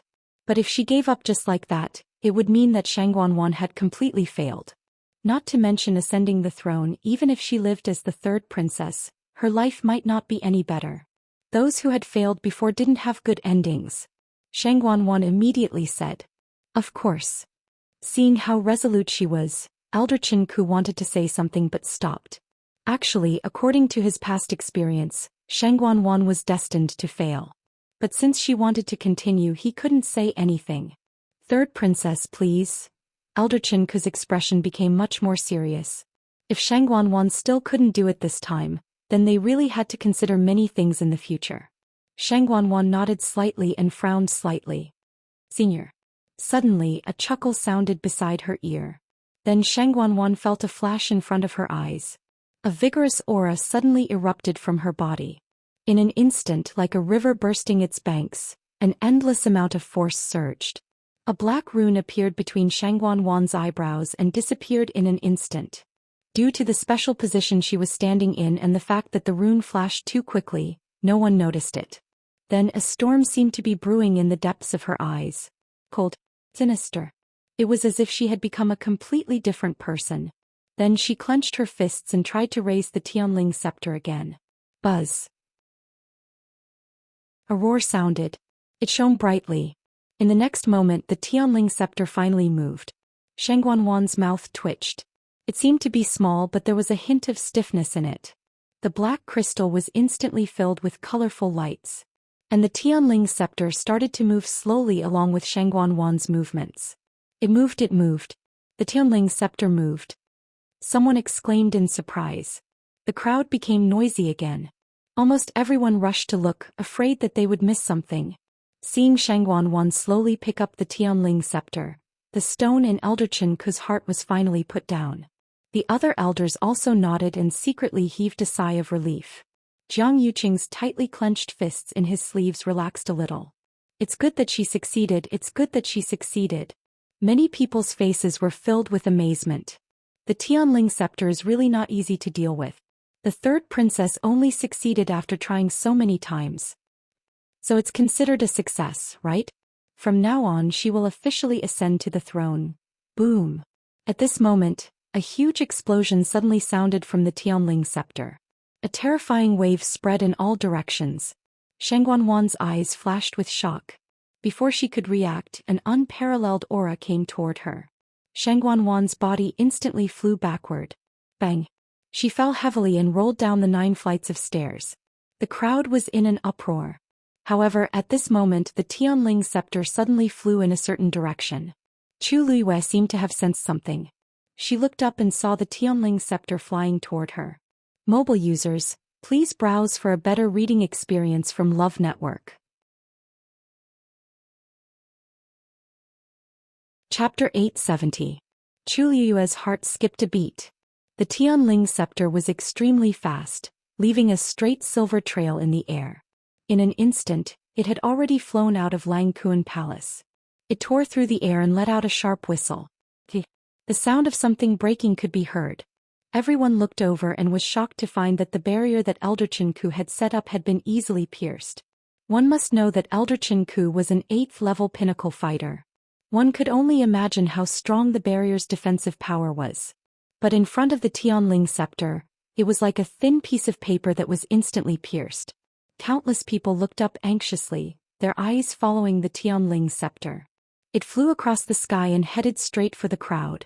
An astonishing pressure spread out and many people subconsciously retreated backward. Quick! Retreat! The power of the Tianling scepter was not something that they could easily withstand. Everyone was shocked and panicked. The few elders of the imperial family who were standing on the steps were also panicking when they saw this scene. Elder Chen Ku, what should we do? Should we think of a way to stop the Tianling scepter? Elder Chen Ku clenched his fists tightly and the wrinkles on his face seemed to have increased. Stop it. Easy for you to say. Even if the few of them joined forces, they might not be able to completely control the Tianling scepter. Furthermore, this thing seemed to have gone crazy for it to suddenly cause such a ruckus. He had witnessed 3 enthronement ceremonies but had never seen such a scene. But these were only thoughts in his heart. The situation was chaotic now. If they could not control it in time, the consequences would be unimaginable. Elder Chen Ku pondered for a moment and made a prompt decision. Quick! Activate the black magnetite. The black magnetite was the black crystal that held the Tianling scepter. There was a top-grade Xian formation carved on it and it was specially used to suppress the Tianling scepter. Usually, the Xian formation on the black magnetite was activated and the Tianling scepter was in a state of deep sleep. Only during special times like this would they deactivate the Xian formation on the black magnetite. Once the heir to the imperial family successfully picked up the Tianling scepter and received its approval, the Xian formation on the black magnetite would be activated when it was placed back. But they did not expect that this time they would have to do it. The elders hesitated for a moment. Once it was activated again, the black profound stone and the heaven-writ scepter would not be able to touch each other for a short period of time. At that time, the selection of a new emperor would have to be delayed. However, the heaven-writ scepter seemed to have slipped out of his control. Perhaps this was the only way.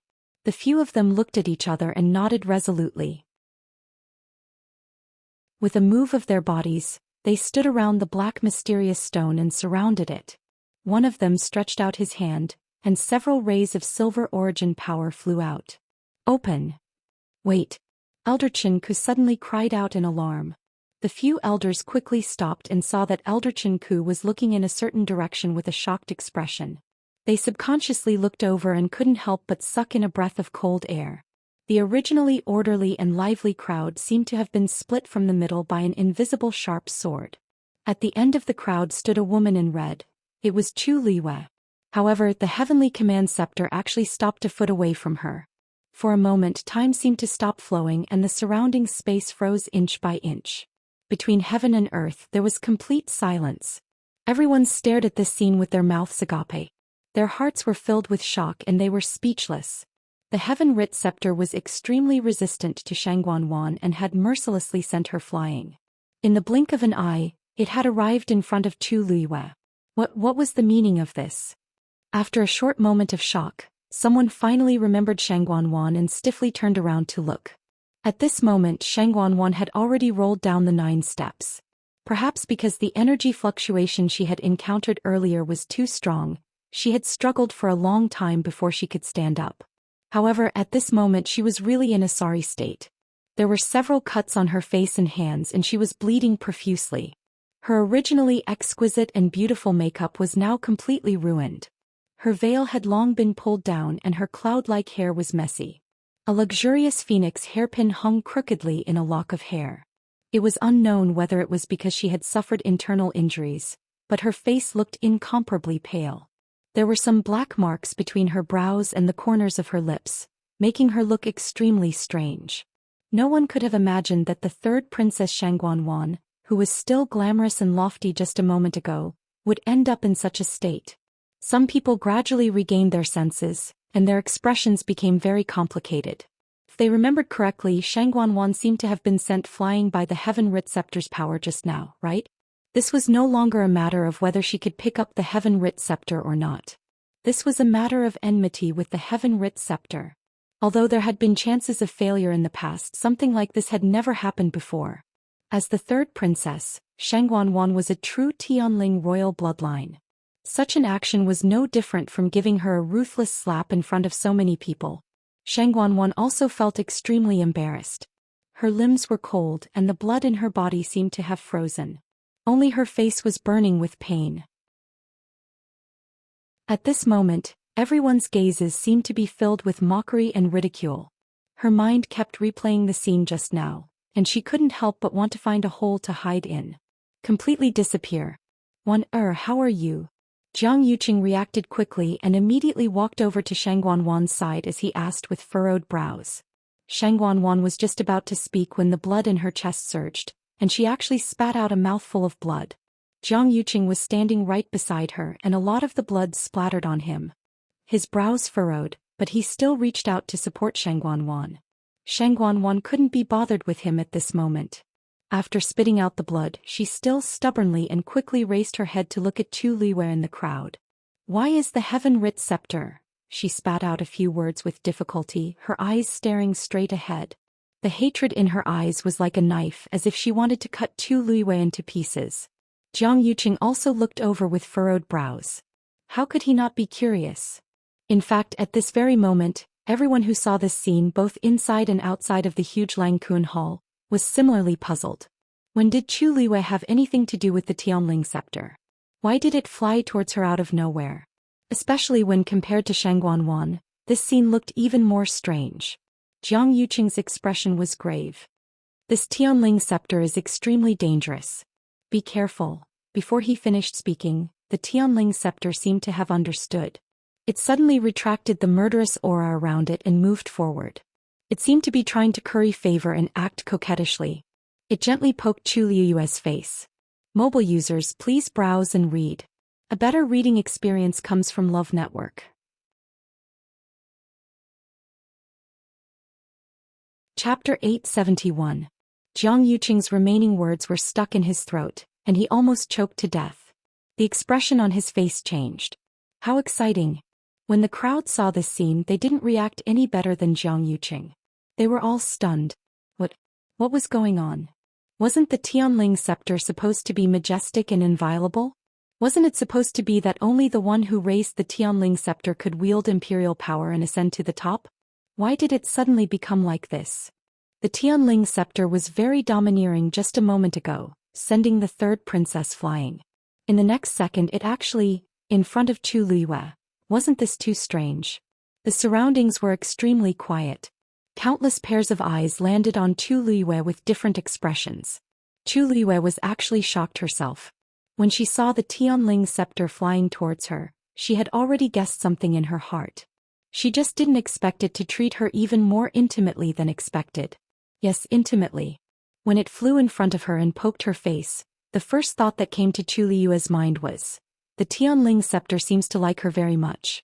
This feeling came out of nowhere, but it was very real. Chu Liwei blinked and looked at the Tianling scepter in front of her. At this moment, it was still enveloped in a layer of faint light. However, because it was very close to her, she could roughly see what it looked like. It was a cylindrical scepter that was completely black. It was wide at the top and narrow at the bottom, and it was about 3 feet long. There seemed to be a dragon's head carved on the top, and the tail was sharper and seemed to be carved with some kind of pattern. Even though it had already restrained its aura, she could still vaguely feel the vast and majestic aura that seemed to come from an ancient time and space. Chu Liwei could clearly feel that the Tianling scepter was indeed coming for her. For a moment, an impulse surged in her heart and she almost reached out to grab it. However, she didn't forget where she was, and she also didn't forget that there were countless pairs of eyes staring at her. Just as she was about to suppress the thoughts in her heart, a sharp voice filled with anger suddenly rang out. "Chu Liwei!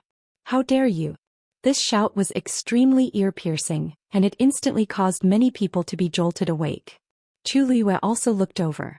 The person who spoke was Shang Guanwan. At this moment she was glaring at Chu Liwei furiously.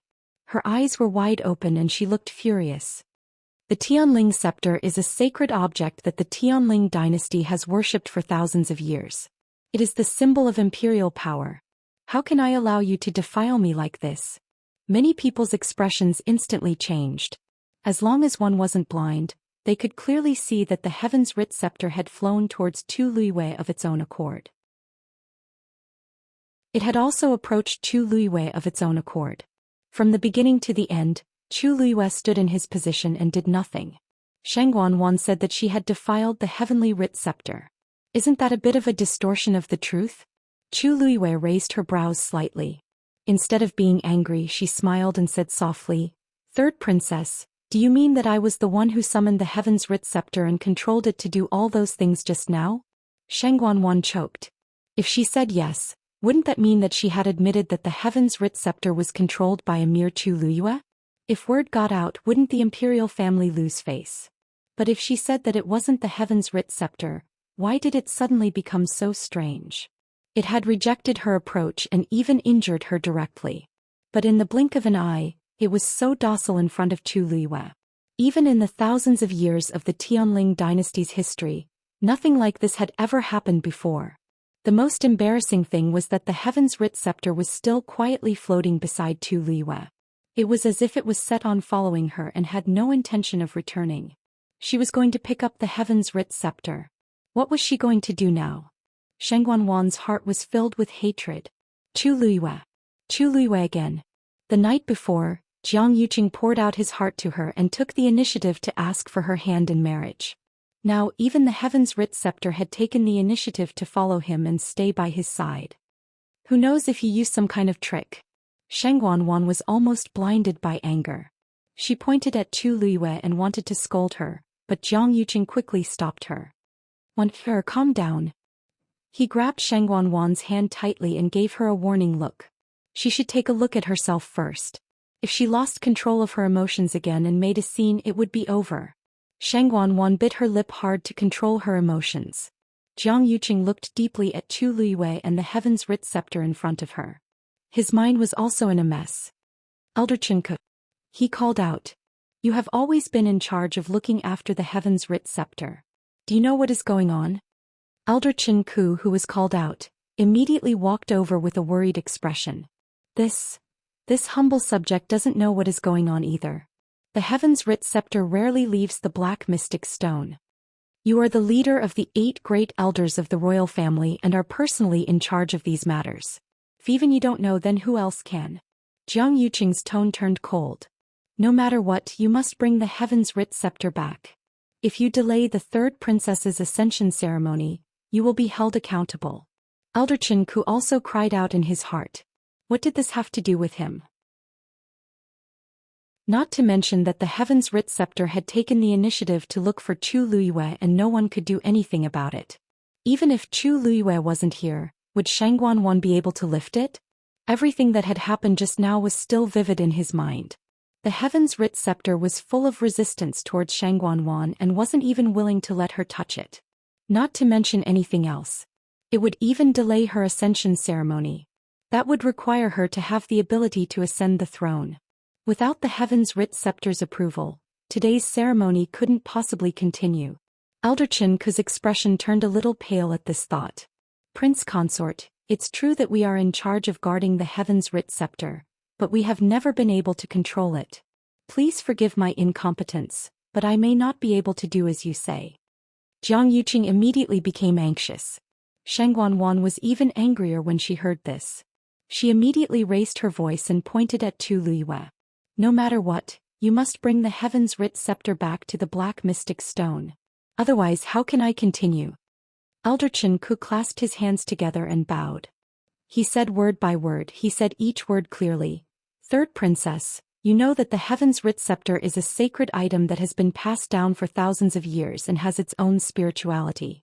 If it acknowledges you, it will naturally agree to your request. No matter where it is, you will be able to lift it. It doesn't have to be on the Black Mystic Stone. However, if it doesn't acknowledge you, then even we can't do anything about it. Sheng Wanwan's face flushed red. Was he openly saying that she didn't have the right to inherit the throne? She clenched her fists and looked at Chu Liyue. I order you to return the Heaven's Command Scepter immediately. I order you to return the Heaven's Command Scepter immediately.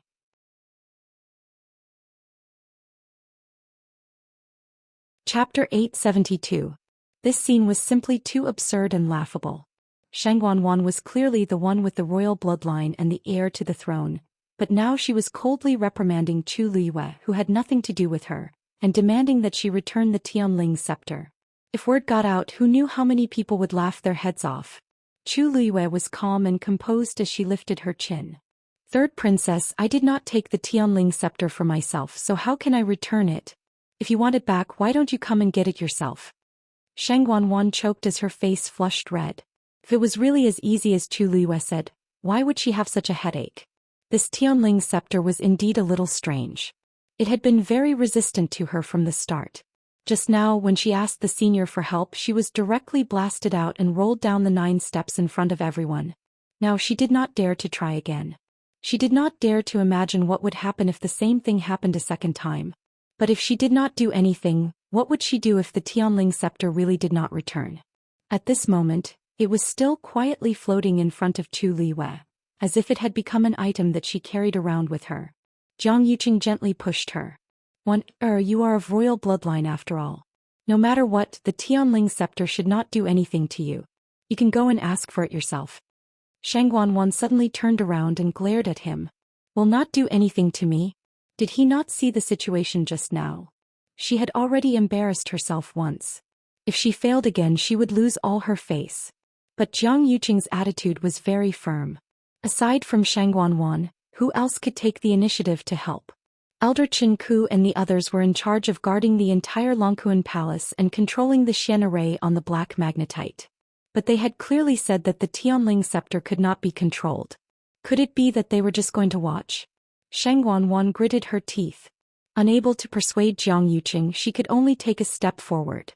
She took a deep breath, looked at the oracle scepter and tried to make her tone sound sincere. Junior Shang Guanwan respectfully requests the return of the heavens writ scepter. As he spoke, the Tianling scepter remained motionless, as if it had no reaction at all. It had a certain level of intelligence, so naturally, it could understand Shang Guanwan's words. As a result, the situation instantly became even more awkward. The onlookers quieted down with different expressions on their faces. The heavenly writ scepter brushed him aside in disdain and ignored his request. After so many years, it seemed that Shang Guanwan was the only one, right? In this awkward silence, even the air seemed to have frozen. Shang Guanwan's face quickly turned red and then turned pale. Her body trembled slightly. He didn't know if it was because he was too angry or because he was too ashamed. In any case, at this moment Shang Guanwan deeply understood what it meant to be ashamed and unable to show her face. At this moment, Chu Liyue's clear voice sounded, breaking the dead silence. Hey, the third princess is inviting you back. Chu Liyue was speaking to the Tianling scepter. Although she also wanted to directly take the Tianling scepter in her hands, it didn't seem appropriate at this moment. The Tianling scepter finally moved after hearing her words. The fluorescent light around it flickered as if it was breathing. Then it actually flew directly to Chu Liyue's side and then struck the ground. The end of the scepter landed on the white jade stone, making a soft sound. It was actually standing right beside Chu Liyue's leg, just a fist's distance away. As long as Chu Liyue stretched out his hand, he would be able to take it in his hand. Chu Liyue looked down and the corners of his eyes twitched. Was he afraid that the matter wasn't big enough? This seemed to be even more hurtful than her directly snatching it. There was nothing more embarrassing than this. The contrast was so stark and intense that it was impossible to ignore it. On one side, Shang Guanwan was pleading with the Tianling scepter to return, but the Tianling scepter ignored her. On the other side, Chu Liyue was persuading the Tianling scepter to leave, but the Tianling scepter insisted on staying by her side. Everyone could see clearly that the Tianling scepter wanted to stay by Chu Liyue's side. The two ladies faced each other in the hall and the atmosphere was strange. No one would have thought that something like this would happen during the coronation ceremony. Shang Guanwan stared deadly at Chu Liyue. No, there must be something wrong here. There were so many people present, so why did the Tianling scepter choose Chu Liyue? She wouldn't believe that she didn't have any tricks up her sleeves. Chu Liyue, what do you want? The Tianling scepter is the sacred item of the entire dynasty. Even if you want to play tricks, you should know your limits. How can you think of something like this? Shang Guanwan clenched her fists and reprimanded her. It's fine that you snatched the divine beast back then, but now, you won't even let go of the Tianling scepter left behind by the Taizu of the Shangguan family. You're too much. As soon as he said this, everyone was stunned. What did Shang Guanwan say? Snatch the divine beast? What was going on? Could it be that Chu Liyue snatched the divine beast that originally belonged to her? Chu Liyue's expression also calmed down. She looked at Shang Guanwan with a faint smile, and there seemed to be a cold glint in her eyes. What do you mean by that, third princess? Why don't I understand? Shang Guanwan sneered. Back then I went to the Dahuang swamp for imperial father. In the mystic forest, I happened to meet a demonic beast that was about to break through to the divine beast level. Unfortunately, there was a barrier outside and guards, so I couldn't get close. When I was fighting with that person, you took the opportunity to enter and contract with the demonic beast while it was going through the Tianlai tribulation. Many people have seen this. Do you still want to deny it? You snatched the divine beast, but I didn't pursue the matter because you were willing to use the divine beast's blood to treat Imperial Father. Being able to contract with that divine beast is also your ability. But this time you still want to use tricks to snatch the Tianling scepter. I won't allow it. Everyone was in an uproar. They had long heard that Chu Luiyue had returned after contracting with the divine beast, but they didn't know that there were so many twists and turns in this matter. If what Sheng Wanwan said was true, then Chu Luiyue's actions were indeed not honorable. Seeing that the surrounding people seemed to be gradually siding with her, Sheng Wanwan finally felt a little better. She let out a long sigh and said, I know that you come from a lowly background, so it's inevitable that you'll be greedy when you see something good. Whatever you want, I've already tried my best to satisfy you. I even gave up this divine beast to you. But you're still not satisfied. If you want something, you have to do it in an upright manner. Every time you use such despicable thoughts and methods, even if you get it, it won't truly belong to you. And you, how can you be at ease? Sheng Wanwan was certain that Chu Luiyue had used some tricks to make the Tianling scepter go crazy.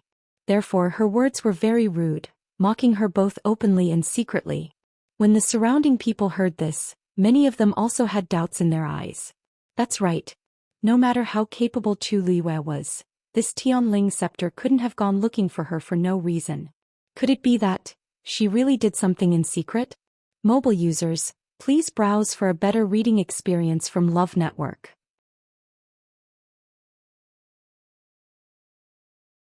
Chapter 873. Chu Luiyue listened to her patiently. However, she didn't show any shame or disdain for being exposed.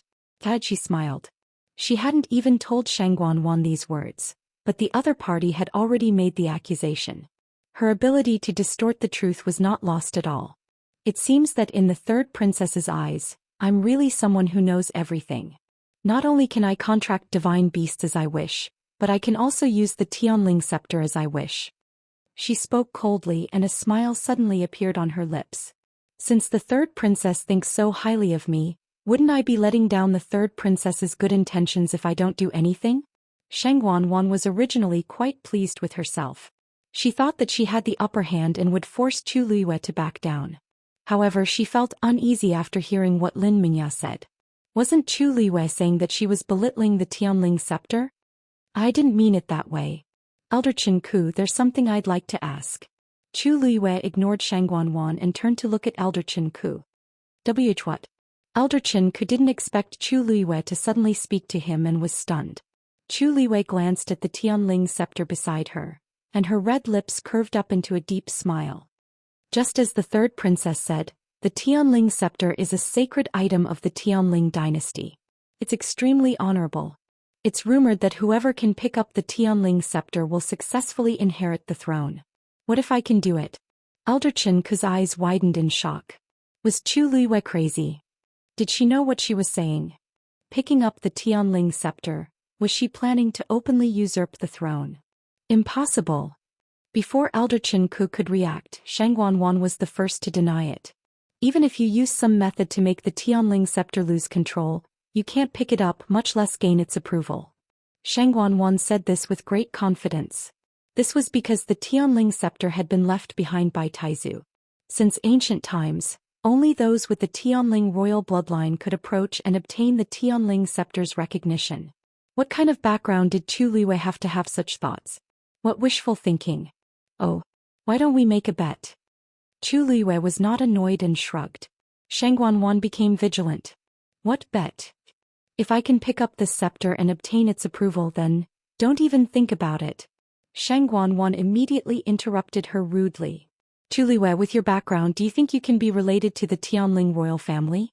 Don't even think about it. If Chu Luiyue dared to say that she wanted to use this to fight for the throne, she would immediately send people to arrest Chu Luiyue and sentence her to death for the crime of rebellion. Chu Luiyue chuckled. Third princess, why are you in such a hurry? I haven't finished. What I want to bet is that if I can do this, then please reinvestigate the death of the crown princess. There was a loud bang. Chu Liuyue's words were like thunder, exploding in everyone's ears. Countless people widened their eyes in shock and looked at her in disbelief. What did Chu Liyue just say? She wanted to reinvestigate the death of the crown princess? What did that mean? Didn't the crown princess die because she went crazy during her cultivation? Reinvestigate? Could it be that there was something fishy about the death of the crown princess? There were actually many people who had doubts about this matter, but in the past 2 years, they had all stopped investigating because of various reasons. Gradually, no one mentioned this matter anymore. There were even some people who didn't know why, but they kept everything about the crown princess a secret. The woman who was once as dazzling as the sun in the clouds finally fell like a meteor, completely disappearing and returning to silence. Very few people mentioned her again. When Chu Liyue said that she wanted to bet, many people guessed that she would ask for something. But no matter how much they thought about it, they didn't expect that she was talking about this matter. Sheng Guanwan was also stunned. For a moment she almost thought that she had heard wrong. What did you say? Chu Liyue slowly repeated what she had just said. What third princess is unwilling? Do you know what you are saying? Jiang Yuqing finally reacted at this time. His face was covered in frost, and his brows were tightly knitted as he asked coldly. Back then the crown princess passed away and everything was already concluded. Now you say that you want to reinvestigate. Could it be that you don't trust us? No matter how much he liked Chu Liyue, he couldn't help it when he heard her say this. Small quarrels were harmless. Even if Chu Liyue mocked and ridiculed Sheng Guanwan, he wouldn't mind too much. However, when it involved the empress concubine, he couldn't show any mercy. Chu Liyue didn't seem to hear the threat in his words and nodded honestly. That's right, I just don't trust you. Jiang Yuqing suddenly choked. After a while he said, this matter is very important. How can we just let you say whatever you want? Isn't there the Tianling scepter? Chu Liyue blinked and smiled. Could it be that the extremely noble Tianling scepter can't be exchanged for a chance to reinvestigate the crown princess's death? Chu Liyue's words were too tricky.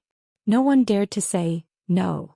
The crown princess's status was indeed noble and her reputation was extremely high. But compared to the Tianling scepter, she was still inferior. If she dared to say anything bad about the Tianling scepter, wouldn't she be slandering Taizu? Jiang Yuqing could only change his words. It's not that you can't, but if you insist, you have to at least produce evidence to prove that there was a mistake back then. There is indeed a problem with the crown princess's death. Otherwise, we definitely won't agree to this matter. Back then they did it flawlessly and didn't leave behind any evidence. No matter why Chu Liyue was suddenly involved in this matter, it was impossible to find any clues, let alone the truth of that year. However, when Chu Liyue heard this, she nodded in an extremely relaxed manner. All right. As long as you agree to my conditions, I can produce evidence today. I hope that when the time comes, the third princess and prince consort won't go back on their words. Seeing Chu Liyue's confident appearance, Jiang Yuqing's heart suddenly thumped and he felt a bit uneasy. Chu Liyue definitely didn't have nothing better to do to make such a fuss in front of so many people. He was so determined. Could it be that this consort agrees to your conditions? Without waiting for him to refuse, Sheng Guanwan had already agreed. If you can pick up the Tianling scepter and obtain its approval, this consort will agree to let you investigate again. However, if you can't do it, then take your own life to atone for your crimes. Respect the Tianling scepter. How about it? Everyone sucked in a breath of cold air. Chu Liyue only wanted to investigate the crown princess's death, but Sheng Guanwan was planning to kill Chu Liyue. Chu Liyue lifted her chin slightly and smiled slowly. Her gaze was as sharp as a blade. Alright. Mobile users, please browse and read. A better reading experience comes from Love Network.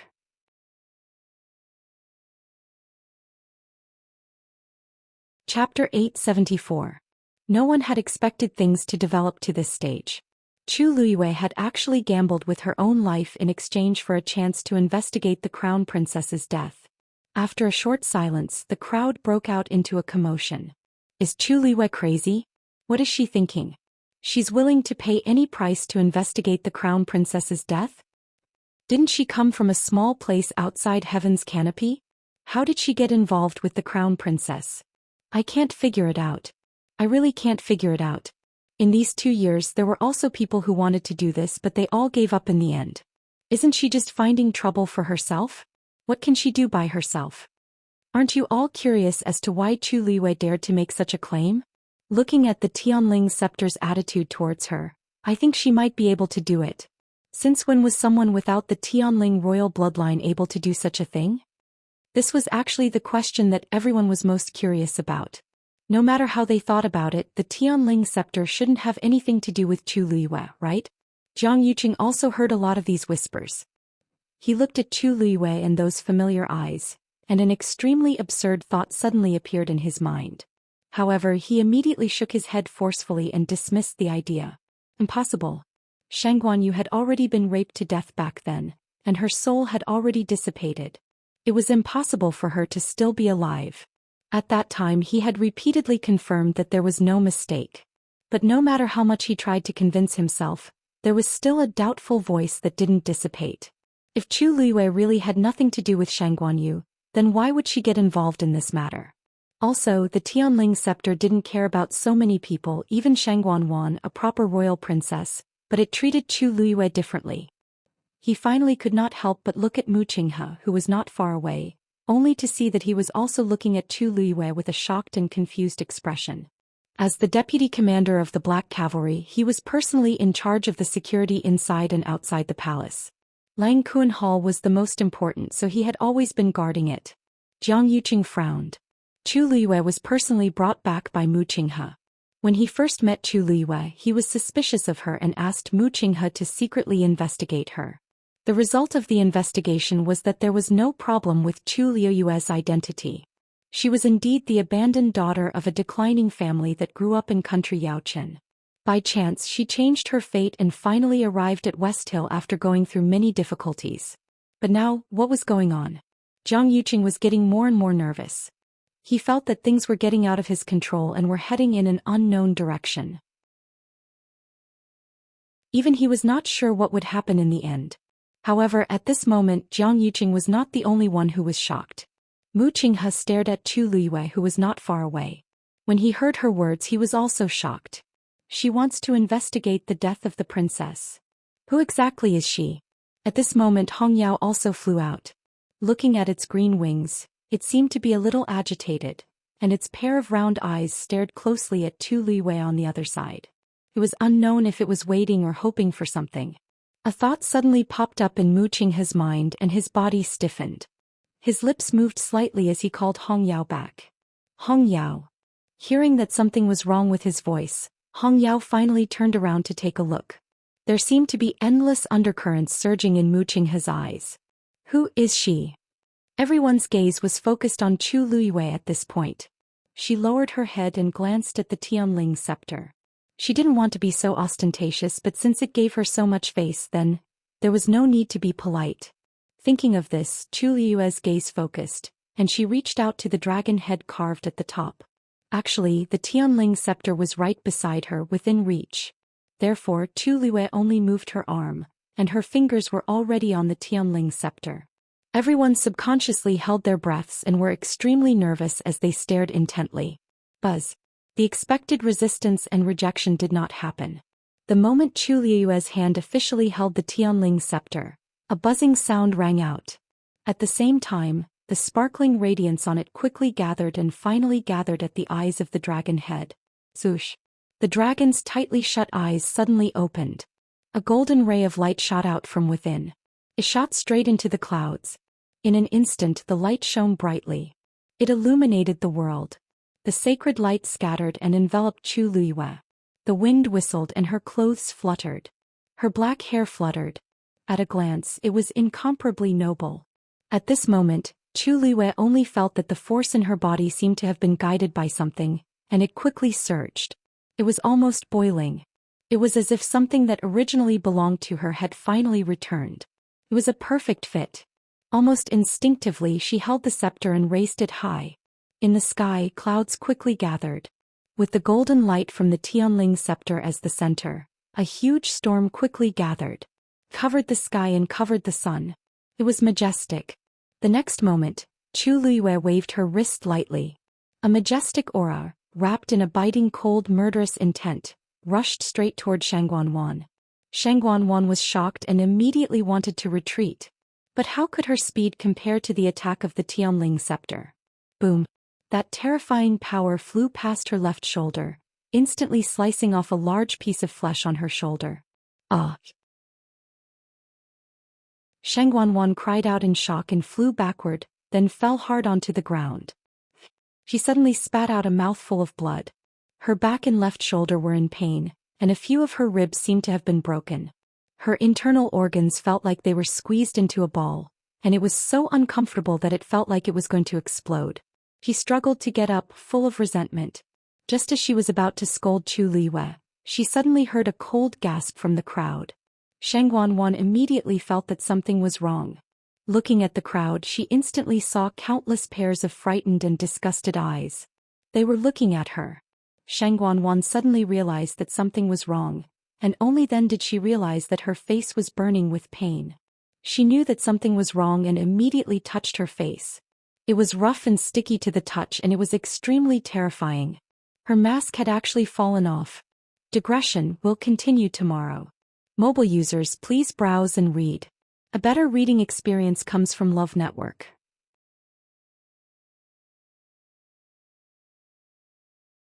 Chapter 875.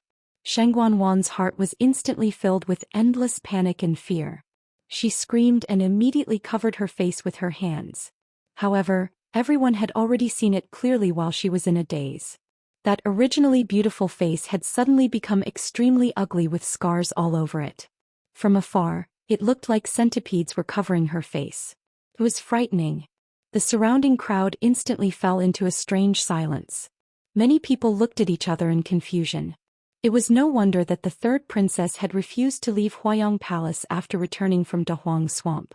After a long time, more and more people came to see her, and the matters that she had to deal with personally became more and more troublesome. Only then did she begin to see people again.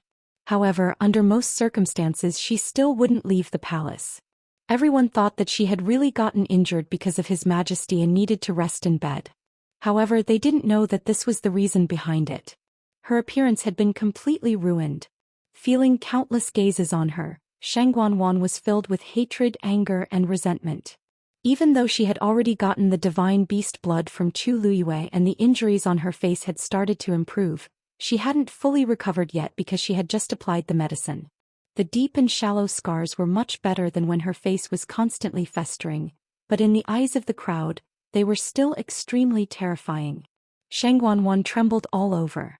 She wanted nothing more than to disappear from this place immediately. The surroundings were extremely quiet, but it made her feel extremely tormented. Your Highness. When Chan Yi, who was standing behind, saw this situation, she was the first to react. She hurriedly rushed forward, wanting to help Shangguanwan up. Get lost. Shangguanwan pushed Chan Yi away. At this moment, everyone was just laughing at her. He simply struggled to stand up. From the corner of her eye, she saw the tattered mask that had fallen to the ground. However, it was only a thin layer. It was stained with dust and blood and looked extremely dirty. It was as if her face had been torn off and trampled on. She slowly raised her head and looked at Chu Liwei. Her eyes were filled with hatred, as if she wanted nothing more than to eat his flesh and drink his blood. You did it on purpose. Shangguanwan's every word seemed to be squeezed out from the gaps between her teeth, carrying a deep anger and resentment. There were only a few people who knew that her looks had been disfigured. Chu Liwei had obviously done this to embarrass her in front of everyone.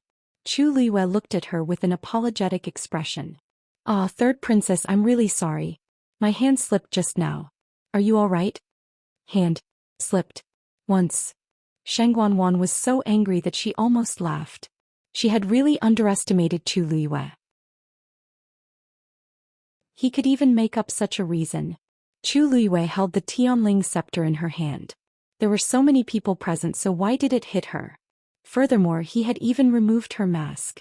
If he didn't do it on purpose, Shangguanwan wouldn't believe it even if she was beaten to death. You bitch. Just as Shangguanwan was about to scold him, Jiang Yuqing, who was beside her, immediately spoke up and forcefully interrupted her. He walked over with a solemn face. You're injured. It's better to have your injuries checked first. Leave the rest to me. Shang Guanwan was already mad with anger. If she was allowed to continue, who knew what would happen? Magistrate Zhou. He shouted at Zhou Mingxi. Zhou Mingxi hurried forward. I'll leave third princess's injuries to you. Yes. Zhou Mingxi responded and took out a pill. Your Highness, please take this medicine first. Looking at her, not to mention her external injuries, her internal injuries were also quite serious. You. Shang Guanwan was about to shake off Jiang Yuqing's hand when she suddenly felt a sharp pain in her body. Her face suddenly paled and cold sweat dripped down with a schwa sound. Jiang Yuqing took the medicine. Take the medicine first. Shang Guanwan raised her head with difficulty and glanced at him. There wasn't the slightest bit of heartache in his eyes. There was only coldness and indifference as well as a hint of warning. That was a warning to her not to cause trouble at this time. Shang Guanwan's heart suddenly felt sour. Although she already knew that he didn't have any feelings for her, she was injured at this time. Her scars were exposed in front of so many people. She had no face left. He still wasn't moved in the slightest. Ever since she made a scene with him yesterday, he wasn't even willing to act anymore. He wasn't the least bit worried that she would be mocked and ridiculed after today. The despair in Shang Guanwan's heart surged like a tide and gradually drowned her. Jiang Yuqing fed her the pill. She opened her mouth mechanically and swallowed it. Then, under Jiang Yuqing's signal, Chani and Zhou Mingxi stepped forward to check her injuries. After taking her pulse, Zhou Mingxi was shocked. There seemed to be two forces crazily fighting inside Shang Guanwan's body. If it wasn't resolved quickly, it would be dangerous. Your Highness, your injuries are more serious. Why don't you go and treat them first? Zhou Mingxi said carefully. Shang Guanwan directly refused. She gritted her teeth and stared at Chu Liyue. This consort isn't leaving. Today was her wedding day and also the day of her coronation ceremony. She was the main character today. Why should she leave? The coronation ceremony hadn't even started yet. Why should she leave? She wanted to see what kind of waves Chu Liyue could stir up today. Zhou Mingxi looked at Jiang Yuqing for help. Jiang Yuqing didn't force her. It was fine as long as Shang Guanwan knew how powerful she was. If she really left, the situation today would be even worse. He nodded. Take good care of the third princess. With that, he turned around and looked at Chu Liyue. His face no longer had the gentle smile from the beginning of the wedding. Now it was cold and there was even some anger in his eyes. Chu Liyue, do you know what kind of crime it is to intentionally hurt the third princess? Even he thought that Chu Liyue's attack just now was intentional. Chu Liyue sighed softly and glanced at the Tianling scepter in her hand. At this time, the golden pillar of light that pierced through the clouds had gradually dissipated. Only the pair of dragon eyes were still shining with a resplendent light. They were bright, dazzling, and full of power. How could she explain so that they would believe that she really didn't do it on purpose just now, but that the Tianling scepter did it on its own? At that time it was in the midst of awakening and its aura was erupting. Before she could react, it had already launched that attack at Shang Guanwan. In her opinion, that attack was more like a warning than an attack. Otherwise, Shang Guanwan's injuries wouldn't have stopped there. Thinking of this, she narrowed her eyes and looked at Shang Guanwan. To be honest, it was the Heaven's Writ Scepter that made its move just now, said the Heaven's Writ Scepter.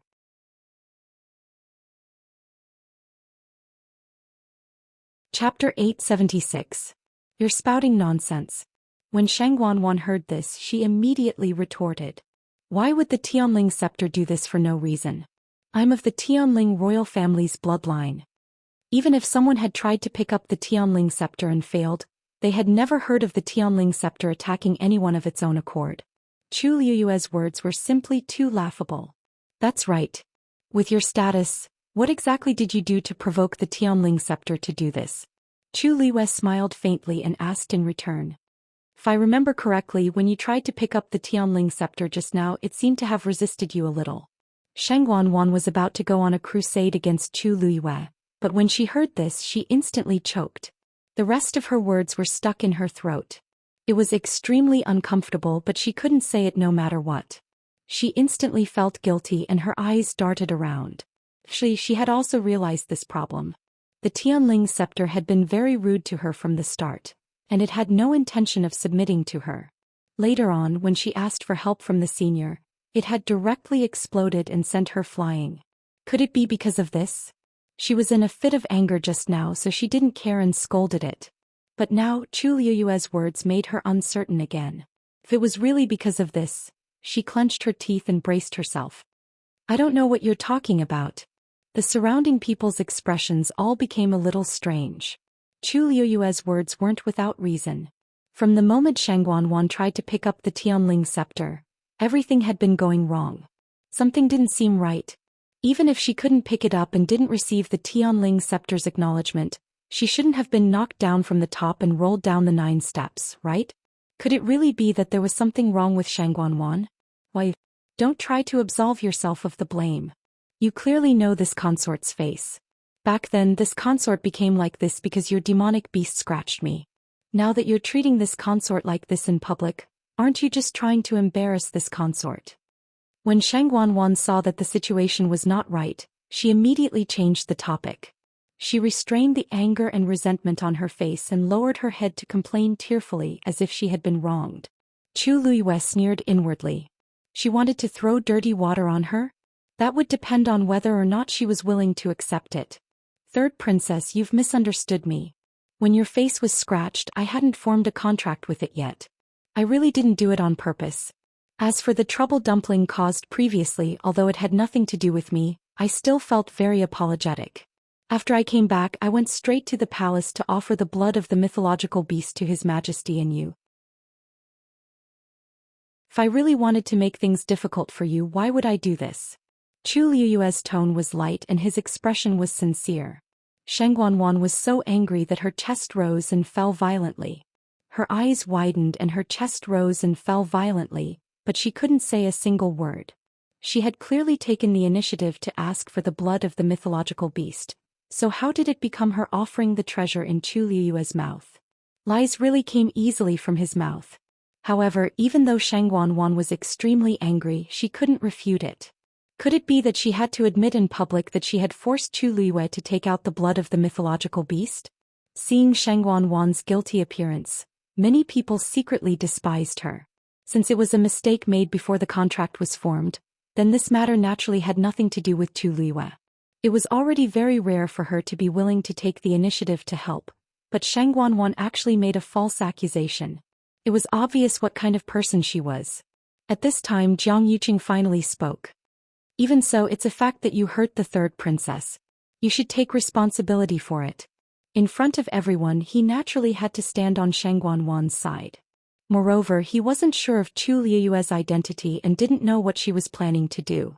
Naturally, he was extremely vigilant. Chu Liyue glanced at the Tianling scepter. She really knew how to cause more trouble than she did. The Tianling scepter trembled imperceptibly. After this matter, I will naturally do what I have to do. But now the winner of this bet can be decided, right? As Chu Liyue spoke, she raised her arm and flipped her wrist. Swoosh. She held the Tianling scepter tightly in her hand and pointed the dragon's head directly at Jiang Yuqing. Jiang Yuqing's heart trembled. He didn't know why, but when he met those golden dragon eyes, he felt an inexplicable panic in his heart. It was as if everything about him had been seen through. He instinctively looked away and frowned.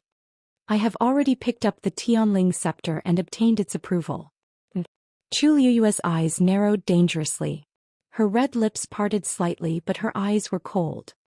Can we start investigating the crown princess's death again? There was silence in front of the huge Langkun palace. Chu Liyue held the Tianling scepter in her hand, and her dragon eyes shone brightly. Everyone understood that Chu Liyue had indeed won this bet. When they heard her mention investigating the crown princess's death again, many people had complicated expressions. Who would have thought that this grand and solemn ceremony would end up like this? Almost everyone looked at Shangguanwan and Jiang Yuqing. In front of everyone, they couldn't break the contract on the spot. This time they had to investigate. Jiang Yuqing stared intently at Chu Liyue. After a long while, he said, "All right. Since you have done it, then the third princess and I will naturally accept our loss." The crowd instantly became chaotic. This meant that he agreed. They really had to investigate the crown princess's death again. 2 years ago, everything happened too quickly and there were indeed many suspicious points. But now they were finally going to investigate thoroughly? Do you think that there really was something fishy about the crown princess's death back then? The Tianling scepter felt that the crown princess had been wronged, so it allowed Chu Liyue to succeed in exchange for this opportunity? It can't be. Wasn't it already decided at that time? Even the crown princess's trusted aides didn't make much of a fuss. If there really was a problem, would they let it go? Why not? The crown princess's trusted aides are now either dead or injured, especially the 13 Yu guards. They are still being hunted down and there are very few of them left. If you really want to say something, it can only be Mu Qinghe. I think so too. If not, there's really no way to explain how Tu Liyue picked up the Tianling scepter. She's so persistent. Could it be that she was also one of the crown princess's people back then? Everyone discussed in low voices and all kinds of guesses appeared. Jiang Yuqing heard most of it and his heart was in a mess. He looked at Tu Liyue and said in a low voice, "Put the Tianling scepter back into the black mystic stone first and everything else can be discussed." After all, it was the sacred artifact of the Tianling dynasty. How could it be in Tu Liyue's hands like this? Especially when there was a battered and exhausted Shangguan beside him. The comparison was tragic. It was like a joke. Chu Liyue raised her eyebrows slightly. Then she flicked her wrist. The Tianling scepter quickly flew out. However, not long after it flew out, the Tianling scepter suddenly changed direction and flew back, standing in front of Chu Liyue again. The dragon head lightly tapped on the back of Chu Liyue's hand, then shook and jumped as if it was asking for credit. Hee, I'm back. Did you miss me? The corner of Chu Liyue's mouth twitched. Mobile users, please browse and read. A better reading experience comes from Love Network.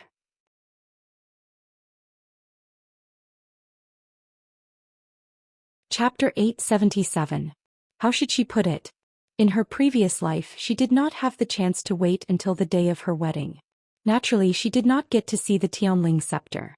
In Chu Liyue's heart, the Tianling scepter had always been a very dignified and sacred existence. It was high up and could not be blasphemed. So today, when the Tianling scepter flew towards her, she was both surprised and happy. With the Tianling scepter in her hand, it seemed to make up for all the regrets she had in the past. But no one had ever told her that the Tianling scepter was so clingy. Looking at the Tianling scepter in front of her, which was so happy that it was waiting to be praised, even someone as strong as Chu Liyue felt that she could not take it for a moment. If you are happy, why don't you consider me? There are so many people watching. Under normal circumstances, Chu Liyue did not really care about other people's gazes. Only at this moment did he feel as though he was burning. Cough. Chu Liyue clenched her fist and coughed. Then she stretched out her hand and pushed it. Well, I think you should go back. The Tianling scepter did not seem to hear her and continued to swing its head around. It did not seem to have any intention of going back. Swoosh. Something flashed in front of Chu Liyue's eyes. Tuanzi suddenly flew out and faced the Tianling scepter as it widened its round eyes. I told you to go back. Why are you still here? The Tianling scepter paused and swayed in another position, circling around Chu Liyue's hand. Why do you care? It is not a divine beast. Why are you jealous of it? Dumpling was confused. Chu Liyue was speechless. One was a divine beast and the other was a sacred object. Either one of them would be envied. But why did she feel an inexplicable sense of embarrassment? Seeing that they were going to continue arguing, Chu Liyue made a prompt decision. She grabbed Dumpling's wings and put it on her shoulder. However, as soon as he let go, Dumpling struggled and rushed out again. The Tianling scepter also jumped back and forth as if it was provoking him. Chu Liyue held his forehead helplessly. Finally, he couldn't help but shout, "Don't make a fuss." It was finally quiet. The Tianling scepter obediently stood to the side, and Dumpling once again nestled on Chu Liyue's shoulder. Chu Liyue heaved a long sigh of relief and looked at Jiang Yuqing. Well, I've already tried my best. I really can't do anything about this kind of thing. Jiang Yuqing's expression was very strange. It couldn't be helped. No one would be able to remain calm after witnessing such a scene. However, Jiang Yuqing was someone who had seen a lot. He quickly calmed down. Seeing that the Tianling scepter was really sticking to Chu Liyue and refusing to leave, Shangguan would only lose more face if they continued to dwell on this issue. The best way was to ignore it for now. Therefore, Jiang Yuqing directly changed the topic. Let's not talk about this matter for now. As for what you said just now, we will send a small team to investigate again. No need. Chu Liwei chuckled and interrupted Jiang Yuqing. That would be too troublesome. Let's just start here. What? Jiang Yuqing was also stunned for a moment. For a moment he didn't know what Chu Liwei meant. Even Shang Wanwan could not help but open her mouth again and scold him coldly. Start here? How can that be? Chu Liwei, get it straight. This is Longkuan Palace. How can you be so presumptuous here? Not only did you rely on the Tianling scepter to steal the limelight, you actually want to start investigating Shang Guanyu's death here? You're thinking too much. Jiang Yuqing also frowned. After all, today is the day of my wedding with the third princess. Even if Jiang Yuqing didn't care much about Shang Guanwan, he still attached great importance to this wedding. Shang Guanwan's side had already caused enough trouble. If Shang Guanyu's death was also brought up, it would really be a mess. Upon hearing Jiang Yuqing's words, Shang Guanwan's face also carried a hint of resentment. Chu Liwei, you insist on doing this. Could it be that you don't want to see this consort happy? On this consort's wedding day, you deliberately brought up this consort. Are you sincerely cursing this consort? Chu Liwei widened his eyes in confusion. Third princess, where did this come from? Didn't you always say that the crown princess is the elder sister that you respect the most? Why do you feel that mentioning her today is a curse to you? Shang Guanwan immediately choked and was speechless. Chu Liwei chuckled. Her Highness the crown princess has always doted on you. If she knew that you were getting married to the prince consort today, I'm sure that she would be happy for you. Don't you think so? Shang Guanwan suddenly felt a chill run down her spine. It went straight to the top of her head. Enough. She rudely interrupted Chu Liue's words. Just do whatever you want to do.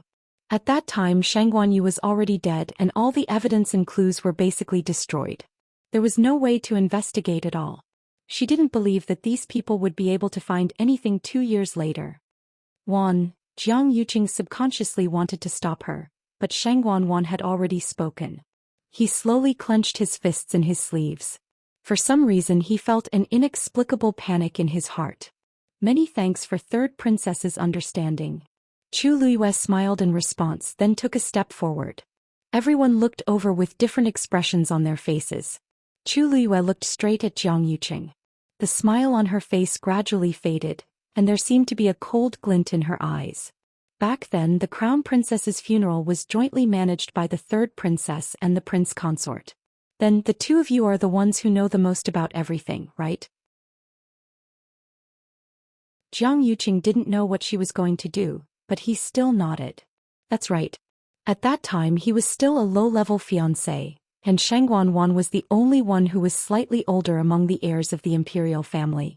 Naturally the two of them were in charge. Everyone was aware of this. It's good. I have a few questions that I want to ask the two of you first.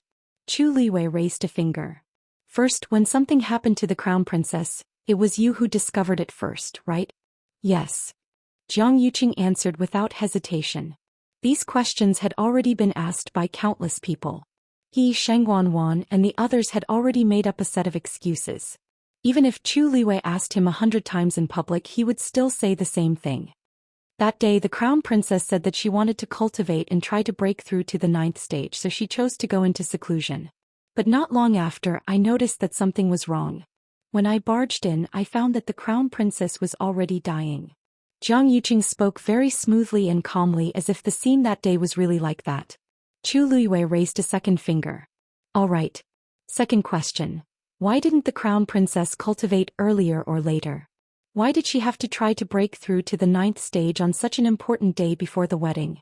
All cultivators know that breaking through is risky, and the higher the level, the longer it takes to break through. Could it be that she doesn't want to participate in the wedding the next day?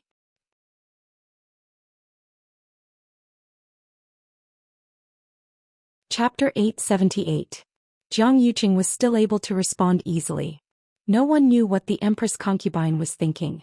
But everyone knew that apart from the wedding, the next day was also her ascension ceremony. Perhaps she did this to pick up the Tianling scepter and stand on it in a better posture. Moreover, she had a Tianjing Yuan meridian. Breaking through to rank 9 might be unattainable for ordinary cultivators. But for her it might be much easier. These words were not without reason. Not long after the Empress concubine was born, she was tested to have a Tianjing Yuan meridian. Since then she had been the top genius of the entire Tianling dynasty. Whether it was martial cultivation, Xian master or celestial physician, she was extremely talented. It wasn't strange for her to have such thoughts. Chu Lue nodded thoughtfully and then asked, "Why are you here? In that case, why didn't the Empress concubine go to the ancestral hall if she planned to focus on breaking through? I remember that the ancestral hall of the Tianling royal family was also destroyed because of this, right? As the heir to the Tianling throne, what's wrong with going to the ancestral hall?" Jiang Yuqing asked. Of course there's nothing wrong with it. According to this, the Empress concubine was in the ancestral hall the entire day before yesterday? And eldest young Master Jiang, you were guarding outside the entire time? Of course. The people who served her that day can testify to this. Jiang Yuqing had already answered these questions countless times, so he was completely at ease. His brows gradually furrowed as he looked at Chu Lue and said coldly, "If the reinvestigation you're talking about is asking these questions again in front of everyone, then let me tell you this is meaningless. If you really have doubts about what happened back then, you have to produce evidence. Otherwise there's no need to continue. I haven't finished asking yet." Chu Lue smiled and suddenly looked at Yuqi Song. "Master, you should also have some questions to ask eldest young Master Jiang, right?" Hearing this, everyone turned to look at Wei Qi Song. Wei Qi Song nodded, looked at Jiang Yuqing and said in a deep voice, "Previously this old man had made a trip to Thousand View Gardens zither room to retrieve some of the items I had left there. However, there was something wrong with Empress Concubine's phoenix tail zither." Hearing the words phoenix tail zither, Jiang Yuqing's heart suddenly sank. Everyone knows that the Empress concubine loved that zither very much when she was alive. However, this old man discovered that the Empress concubine had left a Xian formation on it. Wei Qi Song stared intently at Jiang Yuqing and enunciated every word clearly. "Although this old man isn't a top-notch mystic cultivator, I have dabbled in this aspect. The Xian formation that the Empress concubine had engraved on the zither was only a level 3 Xian formation. But the important thing was that the name of the Xian formation was Dragon Trapping Formation. If there really isn't any problem, then why did Princess leave such a profound formation on the zither that she likes so much? In this old man's opinion, the level and power of that Xian formation are not worth mentioning, but the name of that Xian formation is very meaningful. Dragon Trapping Formation. When a dragon is trapped, it seeks help from the outside. The Empress concubine had clearly encountered danger, so she left this Xian formation, hinting that she had been harmed by a traitor. Once this was said, everyone was shocked. If what Yuqi Song said was true, then there really was a big problem with this matter. One had to know that the Empress concubine had outstanding talent in this aspect since she was young. It was absolutely impossible for her to leave a mere level 3 Xian formation on such a precious item. Yuqi Song's explanation was the only reasonable answer. Jiang Yuqing was greatly alarmed and clenched his fists tightly. He had been careless. He had been in charge of the zither room for 2 years, but he had never discovered that there was such a hint on the zither. At that time it was in the zither room. After Shangguanyu finished playing the song, he brought the last cup of tea to Shangguanyu, luring her poison to act up. After that she quickly realized that something was wrong and wanted to resist. But at that time she was already no match for Jiang Yuqing. In the end he secretly brought her back to the palace and locked her in the imperial family's ancestral hall. At that time he had always thought that everything had progressed smoothly. But now that he thought about it, she had indeed struggled and stayed by the zither for quite a long time. Could it be that the Xian formation was left behind at that time? Jiang Yuqing tried his best to calm himself down and said with a cold expression, "Pavilion Master Yuqi, you have to pay attention to evidence when you speak. The evidence is on the phoenix tail zither." Yuqi Song immediately said, "You have always been in charge of the zither room. As long as you send someone to retrieve the phoenix tail zither, we will know at a glance." When everyone heard this, they felt that it was very reasonable and all looked at Jiang Yuqing. Jiang Yuqing pursed his lips. At this moment he finally understood that the secret Yuqi Song had discovered in the zither room that day was actually this. No wonder his attitude changed so much after that.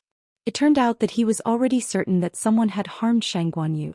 As one of the closest people to Shangguanyu and the one who accompanied Shanghai Yu to the zither room the most, His suspicions were naturally the greatest. The phoenix tail zither was lost some time ago. Jiang Yuqing took a deep breath and said. At this moment he was incomparably glad that the zither was gone. Otherwise, if the evidence was verified and it was as Wei Qisong had said, there was no way he could clear his name. Everyone was in an uproar. Lost. How could such an important thing be lost? Hasn't Jiang Yuqing always been in charge of the zither room? How could it be lost for no reason? Isn't this too much of a coincidence? Low voices of doubt could be heard from the crowd. Jiang Yuqing was also somewhat embarrassed. But at this moment this was undoubtedly the best excuse. It was my incompetence that led to the loss of the phoenix tail zither. I've been sending people to secretly search for it, but there hasn't been any progress. I'm afraid that this lead will be cut off for the time being. Jiang Yuqing looked a little ashamed, but his eyes were very resolute. Without the zither, there's no way to prove whether what Pavilion Master Yuqi said was true or false. Pavilion Master Yuqi, it's not that I don't trust you, but this is a serious matter. Without concrete evidence I don't dare to say anything. Yuqi-song asked in return. In other words, you'll only admit to my words if we find the phoenix tail zither? Jiang Yuqing paused. Yes. Without the phoenix tail zither, everything that happened today would not have been able to continue. Everything would have been empty talk. Many people looked disappointed. They thought that they had finally found some clues, but they didn't expect it to be gone just like that.